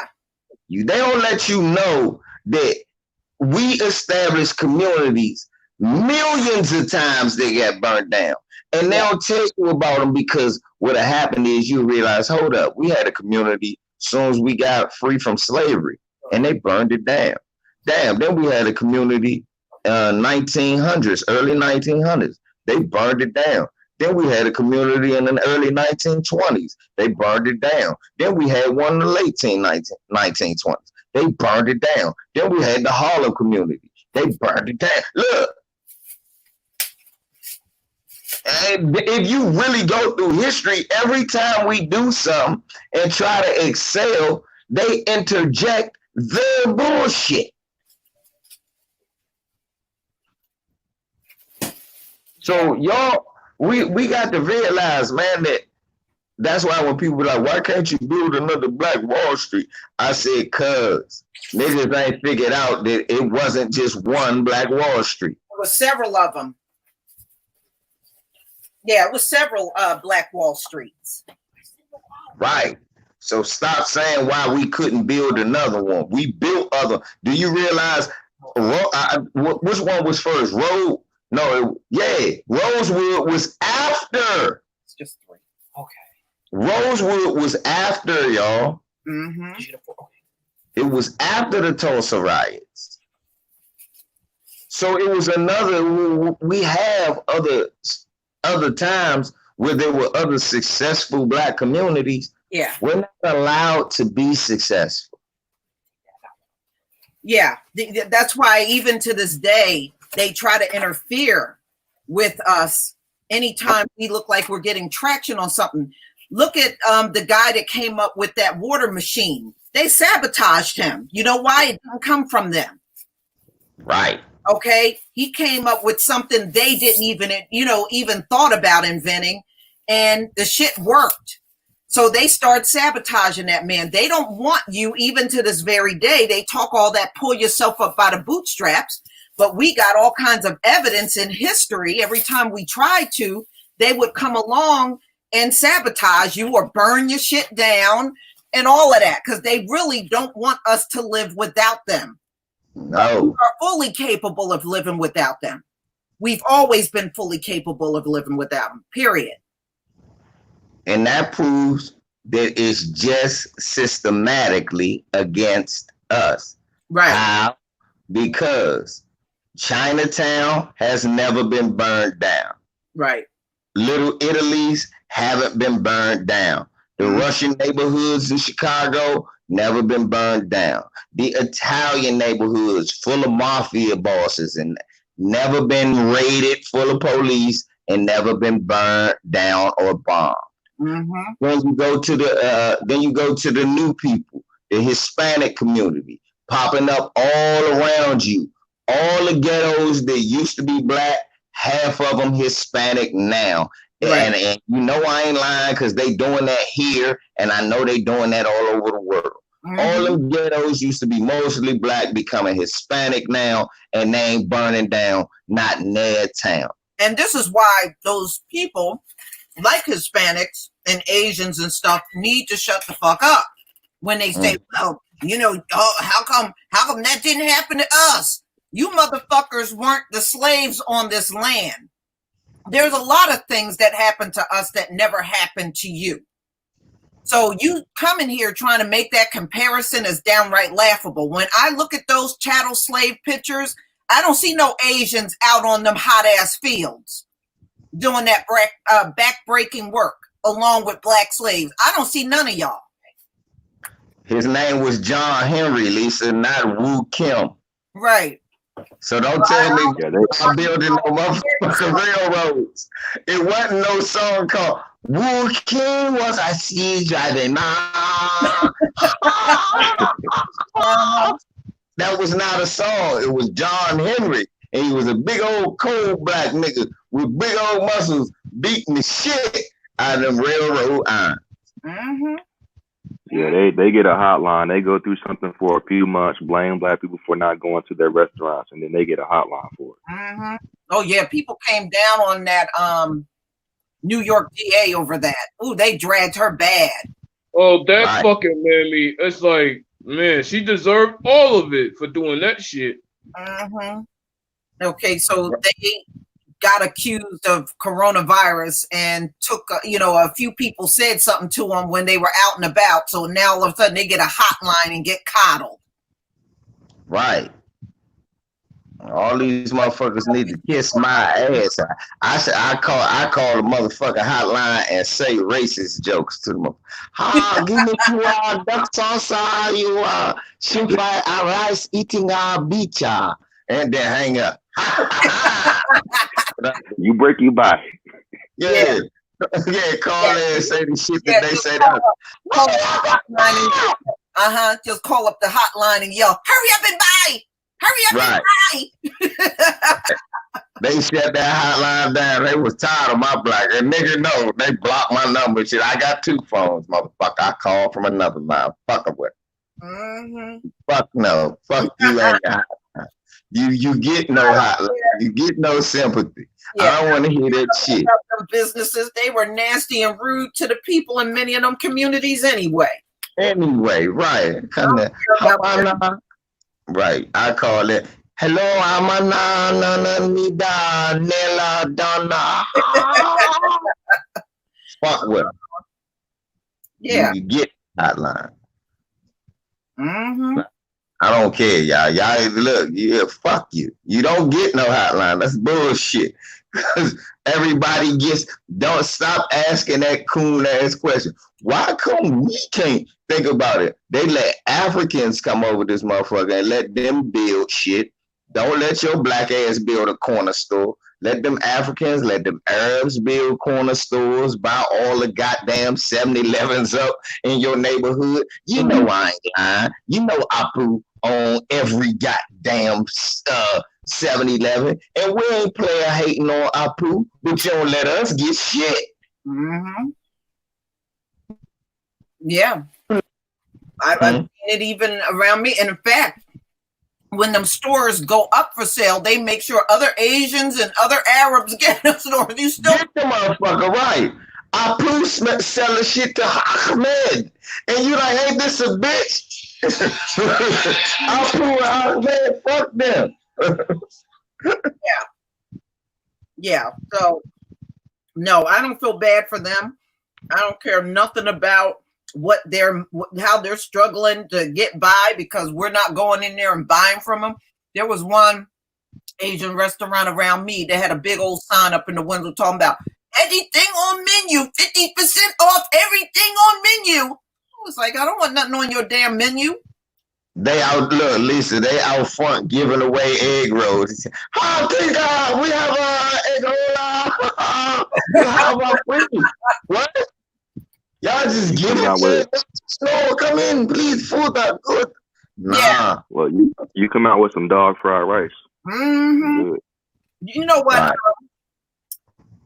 Black intelligence. Let me tell you something. When I first came onto YouTube, I found, well, they kind of shoved Tommy Sotomayor down everybody's throat. And there was one video of Asian restaurant. I kid you not. The Asian cook had a box of rats. I guess he must have went out in the alley and grabbed up a bunch of rats.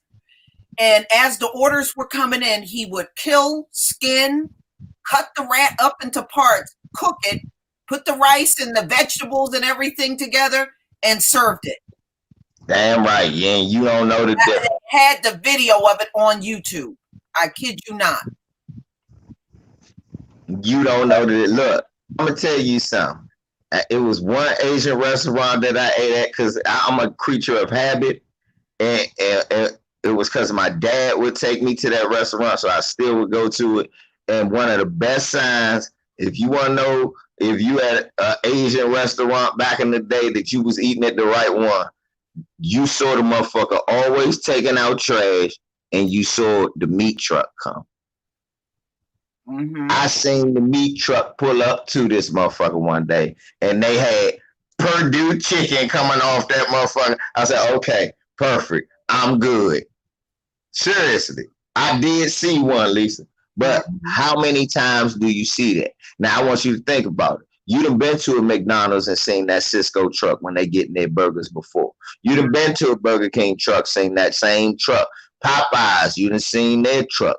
KFC, you done seen their truck. Even, look, if you want to see the fancy restaurants go in the middle of the night, you will see their truck. I know. Mm-hmm. Now tell me, when you see the Asian truck, they got to go get meat. Where do they go get the meat? They got to go get it. They got to go. You'll see them in the Asian vegetables. They go in the alley and grab up cats, dogs, and rats. That's where they get the meat. Sis, I'm trying to tell you, this is why I'm trying to tell niggas, this is how you know that's not a myth. Look, if you did think that was a myth, notice, like I said, you'll notice you've been to a Chipotle. You seen them give them that meat. You know what it is. You seen them come get it from the back. It's a pack of chicken and they cutting it. You seen them slicing the chicken breast. When have you ever seen that in an Asian restaurant that wasn't a hibachi restaurant? Mm-hmm. I'm telling y'all, these are not motherfucking just myths that you thinking. All you gotta think about is serious. The look is serious. Be like, hold the fuck up. Yeah. Most people got one spot to get the food. Yeah. You also notice that they'll be in there eating stuff that they won't even be serving. So they'll serve you stuff that they're not even eating. Mm-hmm. Exactly. I've seen that before in a restaurant, an Asian joint, and I didn't buy shit. I turned back around. My folks was like, what? Nah, they cool. I said, nah, they not cool, bro. Don't eat here. He said, why not? I said, look over there what they eat. He was like, what is that? I said, now look up there. He said, what is that? He kept looking at what they eating. I said, nigga, don't eat here. Come on. Man, him left. He was like, bro, I'm not for you, bro. You just fucked me up. We had the munchies. We was high, playing a video game, bullshitting. We been smoking all motherfucking day. Like, nigga, let's go get a food run. We went to that joint, and when I seen that shit, I said, Snub, I'm not getting nothing out of here. Everybody was fucking with this nigga picky shit, man. My brother Osa, man, nigga, I'm going with Raw. That shit ain't right. They not eating what they selling. Right. Yeah, that's very true. Very true. Think about that shit. You go to the Popeyes and the employees, no employee eating the chicken. You don't want to eat it at Popeyes. Think about not one. I can understand some employees might go to the Burger King, so they tired of chicken, but you're gonna always see at least one or two in their uniform eating the food that they selling you. Mm-hmm. You know, one day, y'all, I went out the local Wawa just to pick up something to eat. And when I was in there, it was a whole crew from McDonald's in there buying food. I said, they won't eat McDonald's food. They were all in Wawa getting food and not eating the food at McDonald's. And that's real. That is real. Mm-hmm. It's like the Biggie line in the dope game. Never get high off your own supply. It's sort of what you're saying when it comes to Asians not eating their own shit. Right, exactly, because it's dope. It's not really food. Yeah. Exactly, it's dope. Is it when look what Lisa said. Think of all of the places you could expect motherfuckers leaving the McDonald's not wanting to eat that food. You can expect it. You can see it. I have seen that before. Motherfucker in that McDonald's uniform at the Subway or some shit like that. Mm-hmm. I'm like, okay, I get it. You don't want to eat that greasy shit. Yeah, that shit. But we know universally that food ain't really good for you. Yeah. And we already that sauce ruins everything. They throw that old slobbery sauce all over everything. You should be eating that, man. Right. You be like, man, and then Lisa, and this is the fucked up thing, right? So I bought a wok, right? I bought a wok, and I made me some lo mein about 3 weeks ago, right? Mm-hmm. And I did everything that you're supposed to. I use oyster sauce. I use fresh ginger. I use everything from scratch and mixed everything perfectly, right? Mm-hmm. Delicious as that food was, only thing it did taste. My son Jabari said it tasted like the hibachi food. Never tasted like takeout food. Mm-hmm. I can never get it to taste like takeout food. Mm-hmm. So what are they feeding y'all, man? Yeah. I mean, and when you really think about it, you're right, because the chicken you make at home do not taste like that chicken the Asians give you. Nope. It is nothing, is no similarity in it. The barbecue sauce that they put. Even the beef is dramatically different. Mm-hmm. No, remember the Asian spare ribs when they first started trying to do that? I remember they did that shit in like 92, and my stupid ass tried to get some Asian spare ribs. I took one bite and spit, was like, what is this? And they tried to say it was teriyaki sauce. I was like, no, what's the meat? And y'all think about that shit. Look at them. Hey, notice, how come I used to go to rib joints when I used to eat pork, Lisa? And the rib tips used to be extra because they don't always like to sell the rib tips like that. They like to, when they selling real slabs, they keep the tips on. But the rib tips used to be extra. You used to go to the Chinese joint, rib tips was all that they had. Yeah. Mm-hmm. Now, for those who don't know ribs, when you used to eat it, who don't eat pork or never ate pork, and you used to eat it like me, you know what I'm talking about. Rib tips are the top of the rib, and it's not really as much bone, it's mostly meat, but it's that small piece of bone. Mm-hmm. But Asian rib tips are bigger than that with more bone. Yeah. That's why somebody keep putting the cat emoji in there. That's what I keep thinking. I'm like, man, that's the carcass of it. That's another rib cage. That's not from a cow. Mm-hmm. Yeah. I wouldn't doubt it. I mean, because it would take too much work, and they be making that too quick. That's true too. Ribs don't. They make ribs and shit way faster than we do. Cuz. Okay. Marlon said it's camel meat. 5511234 told me, Lisa, that it's the MSG that makes the food taste like that. I believe. I know they're heavy into MSG. They have vats of it, but they don't eat it themselves. Yeah. Boulder Rocket says dog ribs. I wouldn't doubt it. I'm serious. I would not doubt it. They was too big, sis. They had to be puppy ribs or chihuahua ribs. They was and that's the only way that they can make it too quick. I mean, so that theory's not really off, honestly.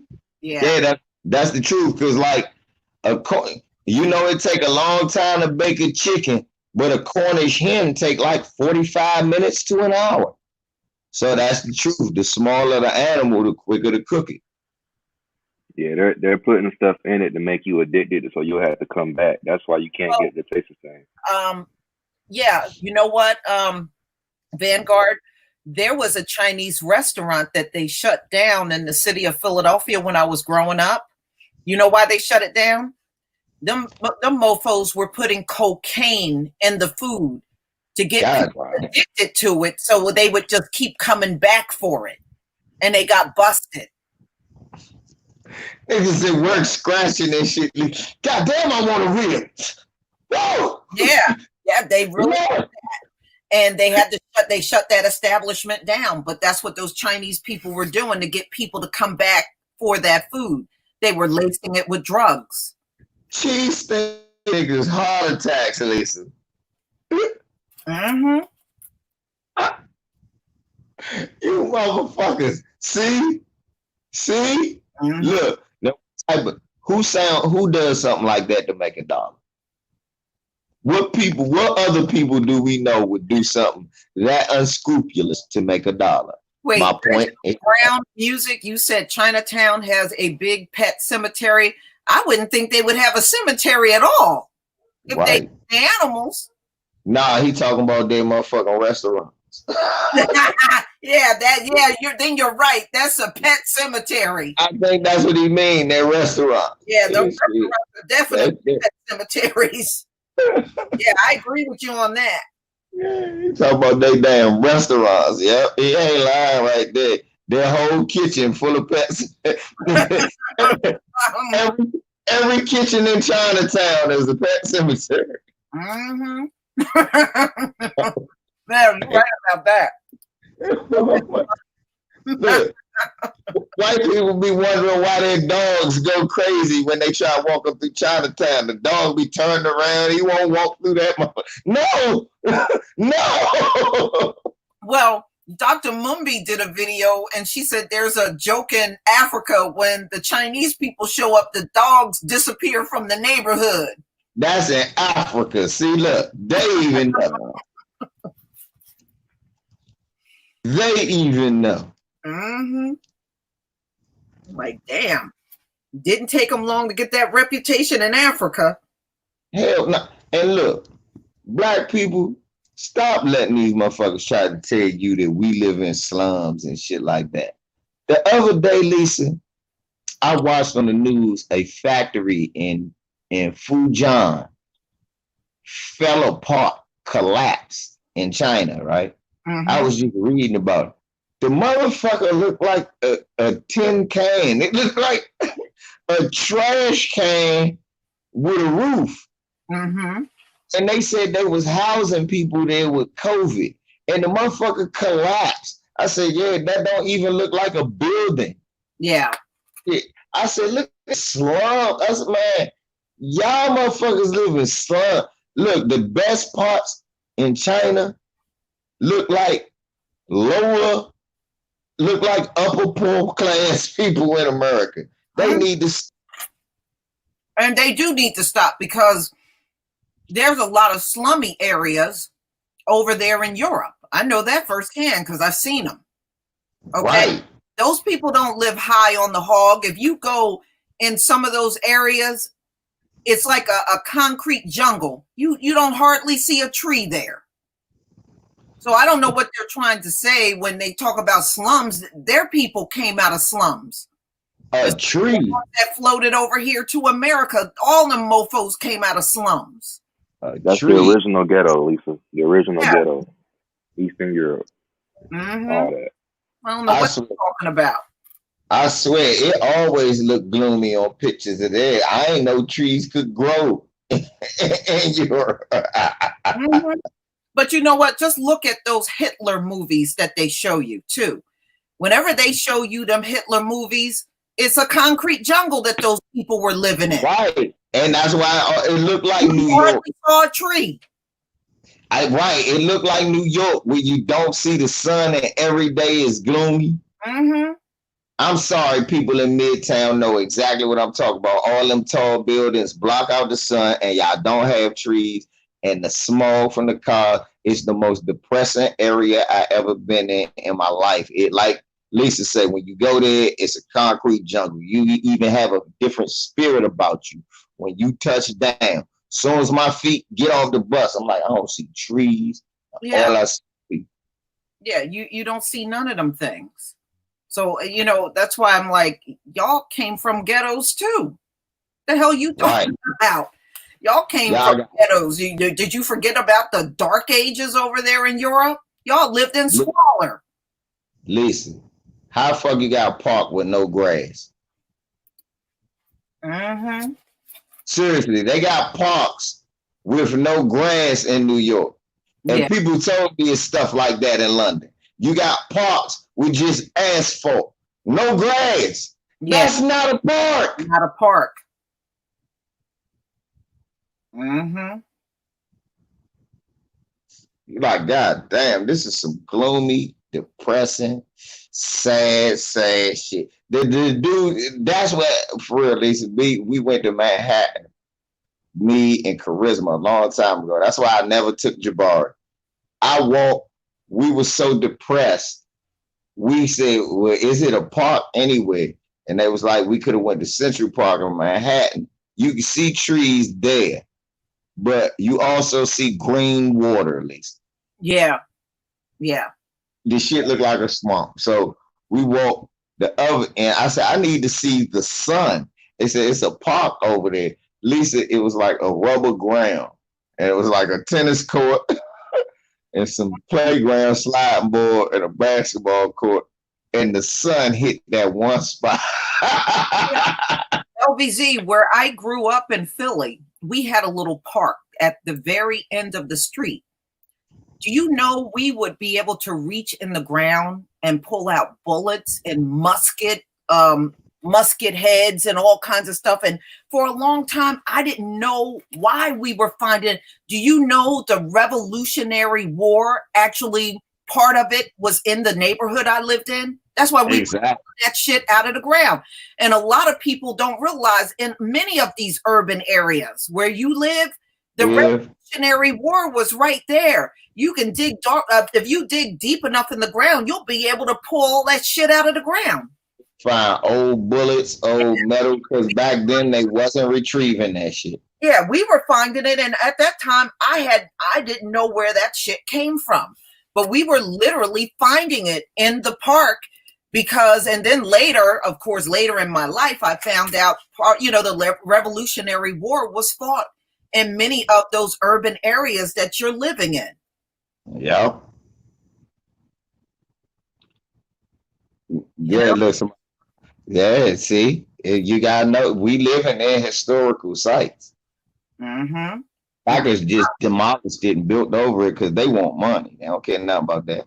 Yeah, no. See, they'll slap an apartment complex over it. It won't even tell you the history of the land.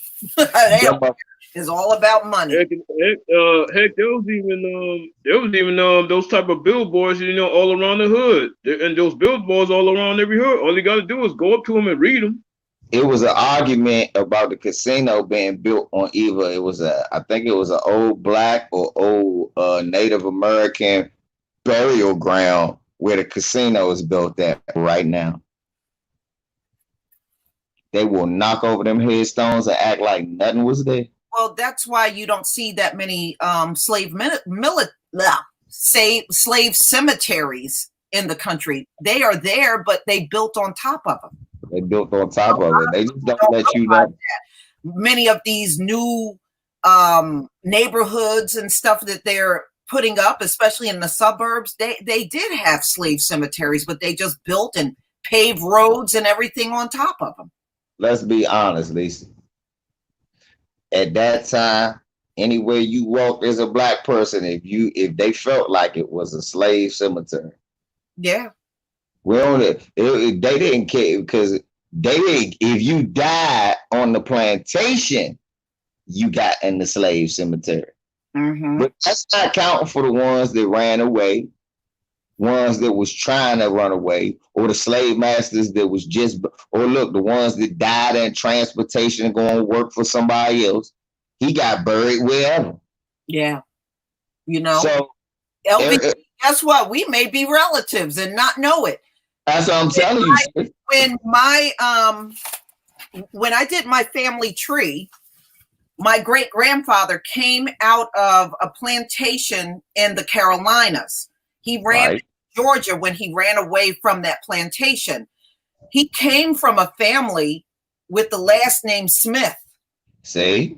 When he ran away, he changed the last name from Smith to Thomas. He changed his whole first and last name. Our people originally, and I'm sure I got a lot of people in the South that are really my relatives and their last name is Smith, but I just don't know who they are.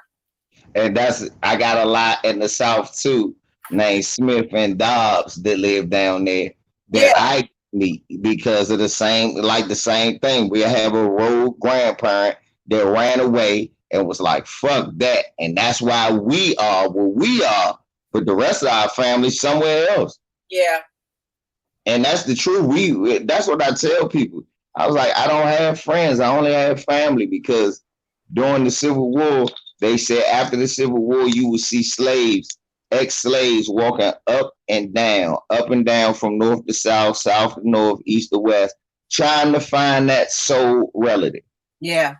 And black people, when you meet another black person and that union seems like family, that's just y'all souls connecting, man. That's just y'all regaining what that family member was looking for. Mm-hmm. That's all. That's all it is. That's why we got to stay with each other, son. We got to stay with each other.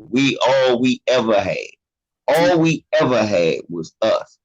All anybody ever had was us. Yeah. Everybody lean on us, depend on us. They need us. So we got to stick together. And no offense to no other black people nowhere, but as far as foundational black Americans is concerned, a lot of y'all wouldn't be where you are if it wasn't for the lashes we took over here. Yeah. Oh, Dark Visitor, you're Smith too? Yeah, that was the original name given to my family. And the only reason why I found out was from doing my family tree. And I was like, we were Smith? And my uncle down in Florida, I got only one uncle living now. He verified it. He says, yeah, we were originally Smith. But when our great-great-grandfather ran away, he changed his whole name so he wouldn't get caught. So we bared the name Thomas, but originally we were Smith. See? Yep, man, that could be some people on my mom's side, no boo.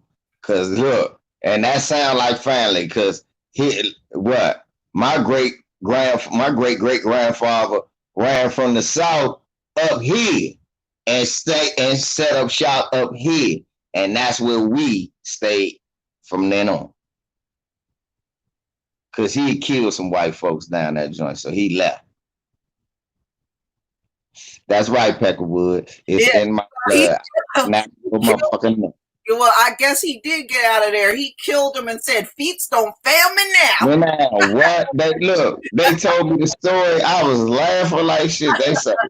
They say, man, granddad was a mean motherfucker. They say he had one arm. Because my uncle and them met him when he got out of jail. And they say, man, that motherfucker was tall and scurry, strong as shit with one arm. They said that he left the South because he took my grandfather. This is my great-grandfather. My great-grandmother died. She was 104. And that was in 2006. So he was like, they had told told my grandmother, no nigga, these kids can't have no hot dog, and spit in her face. She went home, told my grandfather. Grandfather, they said, he came, he won a few black people with a horse, so they knew who he was. Rolled back there and shot all three of them.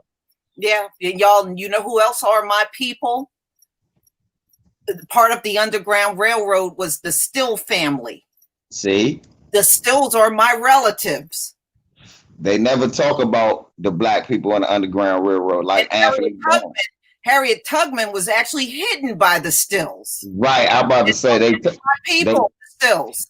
They talk that shit, but a lot of black people help on the Underground Railroad, not a lot of whites. The Stills would help if slaves could make it up to New Jersey and Philadelphia.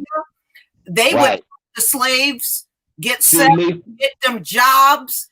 And it was the checkpoint. Look, that was the next checkpoint to freedom. They was the checkpoint to freedom. Because look, I was reading about Anthony Bourne, where I grew up in Southwest.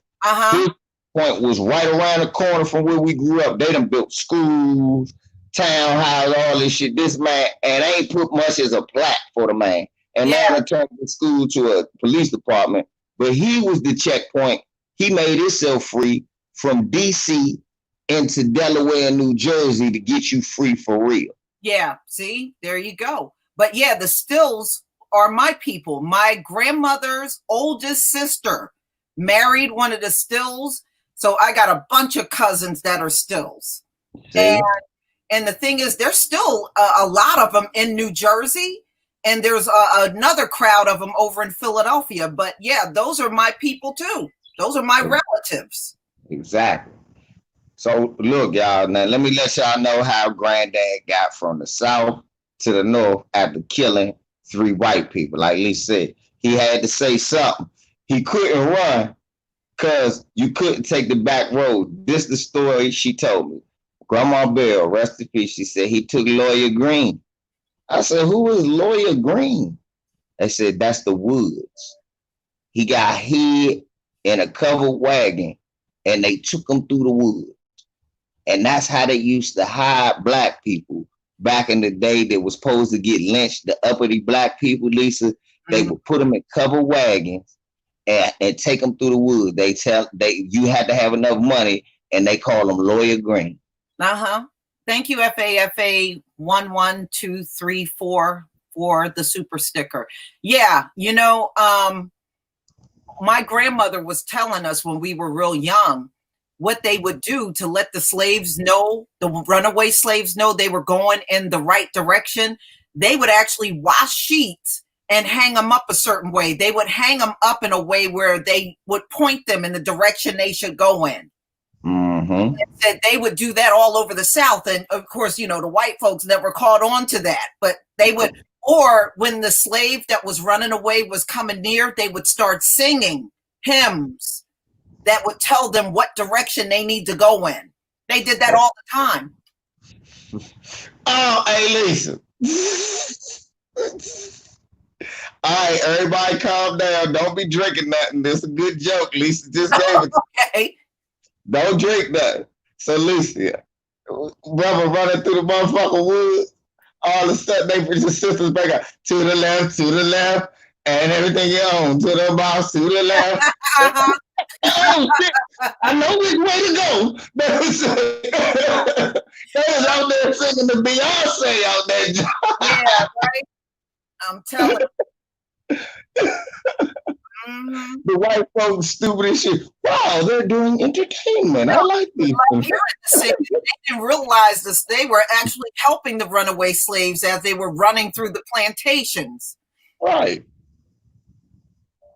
Thank you, Keisha Israel, for the super sticker. I said, Beyonce stole a motherfucking Negro spiritual.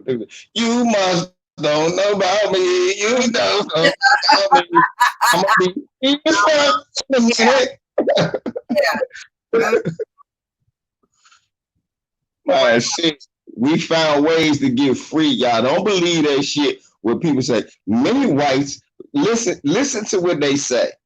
They say many whites helped Harriet Tubman get the freedom. No, yet Yet you never see Harriet Tubman with many whites, let alone any whites. When she was with the Still family, she was with all black people. Okay. And that's why the movie's straight up fake, because they've been selling fake narratives that don't put the real shit up in there. Exactly. Well, they tried to do when they came up with that bigger long character, they were trying to say her biggest adversary was another black man and was not a black man. Now, keep in mind, let's think about this, y'all. We just Lisa named the Steele family. I named Anthony Bowen. And it was other black families that we really got names to. The same way with Martin Luther King cheated on his wife. We don't got no name to this woman, but we do got names to all of the people that really helped Harriet Tubman, but they can keep telling you many whites. Can you give me a name? No. Give me one name. You can only start talking about the abolitionists who wanted publicity after the people got free. Oh, Daniel Webster, man, fuck them. All them motherfuckers got to start talking that abolitionist shit, but wasn't doing that. Right. All you need, it was some nigga talking about how Republicans made it illegal to be slave. Well, Republicans is trying to make us slaves now. So what have you done for me lately? All them white motherfuckers benefited from slavery at one point, whether they was Democrat, Republicans, Whigs, Fusionists, whatever. It was many parties back then, but the main party was white supremacy. Go look. That's what I kept saying. It's like, why motherfuckers trying to split the damn cocker devil into two parties? I mean, they all the fucking same. They all the same. Yeah. Amity Love, I got that name in my family too. The Greens. I got Greens, Young, Still. Also Chester's, the Council. I got some with the last name Chester, Council, Thomas. You know, all of those names. Those are my relatives. O'Neill is another one of my relatives. Shit, we got O'Neill. That I know. We got Massenburg, Dobbs, Smiths, Hensons. I don't know the other ones. I don't know really. My grandmother on my dad's side was Young. Her last name was Young when she was a single woman. Right. My father's side, I know them because my great-great-grandmother, and my mom's side, I know them because of my great-grandmother, because of their ages. But that's why when people talk about slavery was so far ago, I was like, well, why did I get raised by a woman telling me her grandmother was a slave? Yeah, that's not really true. The last direct descendant of a slave died in 2001. So it was not that far, it was not that long ago. It really that's direct descendant. That means her mom was a slave and she was born right out of freedom. Yeah. But that person lived to be well over 100. So exactly. And they just died in 2001. So it really was not that long ago. Nope. It was a lifetime. But guess what? After that person didn't see peaches and cream. That person died in 2001. Right before then, Sean Bell was going to get shot to death before his wedding. Yeah. Right. That person died in 2001. The year before they died, Amadou Diallo got shot to death right in front of his house, right? So how did shit change? Because that person probably saw when the first black person was getting shot by it used to be slave patrol, now police. How did shit change for her? If she was still in the South, they still was restricting her from voting. How did shit change? Yeah.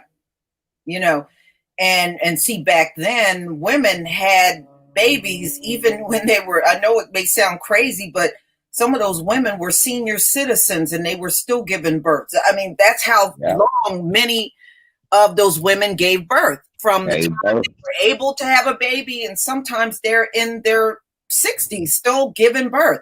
That's Yeah. why times when you see those images of them older Black African women holding them babies, those are their babies. That ain't no grandbaby. Those, those are their babies. And that's how sick these motherfuckers was too. They wouldn't. It wasn't no process where they still wouldn't mate you out. They just wouldn't rape you no more when you got to be like a man. Yep.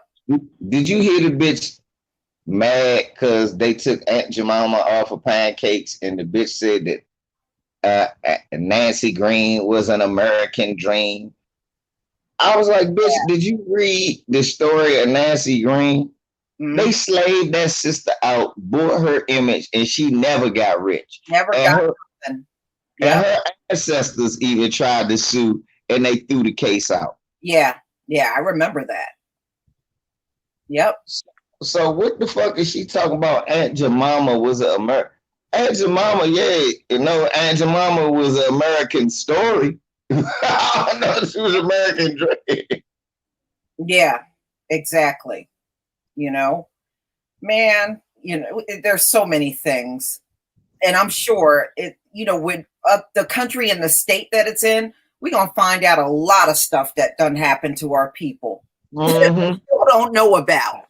We don't know about. I got family from the East Coast to the West Coast. I still don't even know how they got there. Yeah. So, I mean, like I said, I got a whole bunch of family down in the South that I don't even know who they all are. Well, most of my lineage is from Cali and New York. I can name. I can tell y'all if you want to know why they out there. Now I can't tell you when they went out there, but I can tell you why. White supremacy. Look, ain't no Black people in the history of this country moved around for no other reason than two words: white supremacy. They would look. People migrated from the South to go to the Midwest because they was trying to get away from white supremacy. Yeah, even my dad told me that, LVZ. He left Georgia when he was 20. And he said he left for two reasons. Number one, he didn't want to go out in them fields and do sharecropping. And the jobs they had didn't pay shit. And number two, he got sick of all the racism. So he got out of there. So look, sis, dad left because of two reasons, sis. White supremacy and white supremacy. Yep. Why? White supremacy made him have to do a job like fucking sharecropping. And then white supremacy was so bad that, look, they couldn't leave a man alone that they wouldn't give him a decent lifestyle. So, and at least let him live in peace after he got to leave this piece of shit job. But then he got to leave this piece of shit job and then deal with even more shit. Yeah. I'm leaving. So that's why Blacks, anyway, if you want to know why you got family here and there, that's why they left, because they was trying to get away from white supremacy. Get that boot off their neck. Yep. Although technically is everywhere, but yeah, back in those times, it was exceptionally bad in the South because they were more open with it than you see them today. For them, sending out an invitation to gather at, after church at the nearest tree, they didn't have no shame about that. Fact. You sitting in church and they out there kidnapping a Negro to hang. Exactly. Exactly. You out here praying and shit, and they praying on you. Oh man. So yeah, that's why your people left, and your people went this way, went that way. I got people on my father's side that left Southern Maryland to go to DC, and that ain't even but a hop, skip, and a jump. That ain't even very far. I mean, it was people that was just trying to go anywhere to get away from it. And guess what they found out? That's why my people stopped at DC. They realized, God damn, it's prejudice in Pennsylvania. Yeah, it's everywhere. It's prejudice everywhere. I might as well stay right the fuck where I'm at. I ain't gonna lie to you, y'all. I did like them statue stories that came out. Me too. Where they were taking down the statues, and they have all written on the podium, F white supremacy. I was looking at that laughing myself too. All over the podiums. Now that was funny. Cutting the heads off, gouging the eyes out of them. How you gouge the eyes out of a motherfucking statue? Man. I'm telling That's a determination right there. They got, listen, the eyes got gouged out of statues.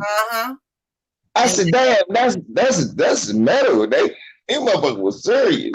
Then they dragged the shit and threw it in the water. They threw Right. it in the water. Right. Then dump that bitch in the water. This motherfucker talk about we gonna hold Christopher Columbus. First of all, white people talk about where does it end?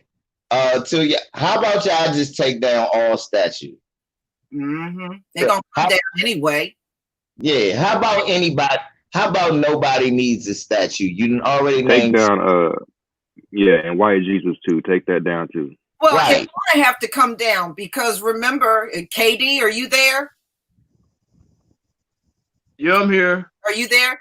All them statues Yeah, got to come down because there can't be no false idols on the land when these white people really fall. It can't be any of these false idols left.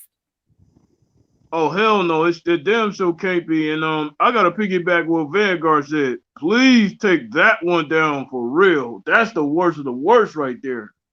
Right, Jesus. Yeah. And nobody needs a statue though. How about that? Nobody ever needed a statue. Yeah, I don't think nobody really needed a statue. Look. And why did you put them up anyway? You lost the damn war. Get over yourself. You shouldn't have no statue anywhere. Losers should not be putting statues up. Right, look, that was the first motherfucker participation trophy. Oh, you did a good job. We'll give you a statue. You can't have slaves, but we'll give you a statue. What? No. I thought white people ain't like participation trophies. But my thing is, why in the fuck?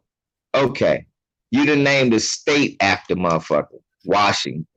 You done named the city after him, Washington, D.C. Quite sure everybody got a George Washington Elementary or a Washington Elementary somewhere in this chat room. You got an Abraham Lincoln. You got a drive. You got a street. You got motherfucking memorials. You got motherfucker monuments. Why do you need a statue? Really, why? You done name buildings after them, forts after them, stadiums after them. Why do they need a statue to? Well, a lot of those Confederate statues were put up to scare black people back then. I'm only for two statues. Kareem Abdul-Jabbar and Kobe Bryant. Them the only two statues.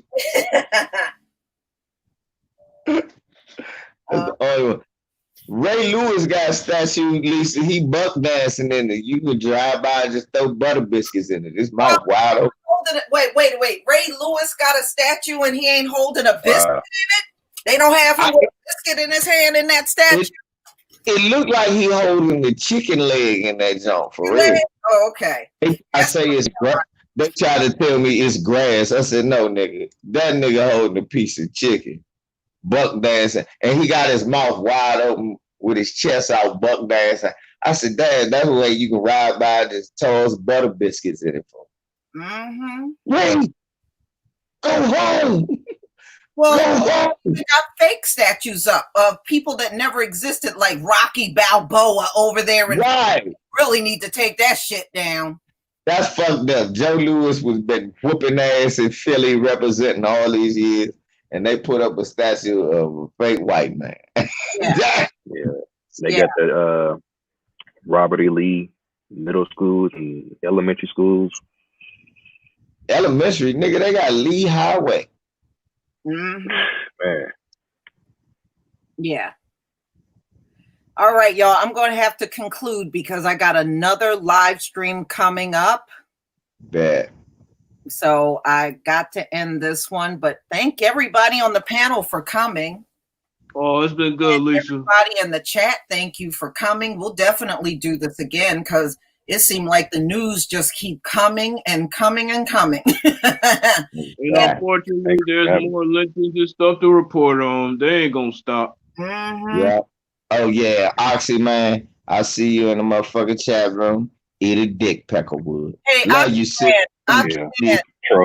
Man, I just want to say your country is falling. Your country is falling. How come you got a high IQ and you can't save your country? Yeah. Why you ready to go slip on a banana, bitch? And brush your teeth, Peckerwood. Love y'all, man. I'm out. All right. Shalom, family. All right, peace.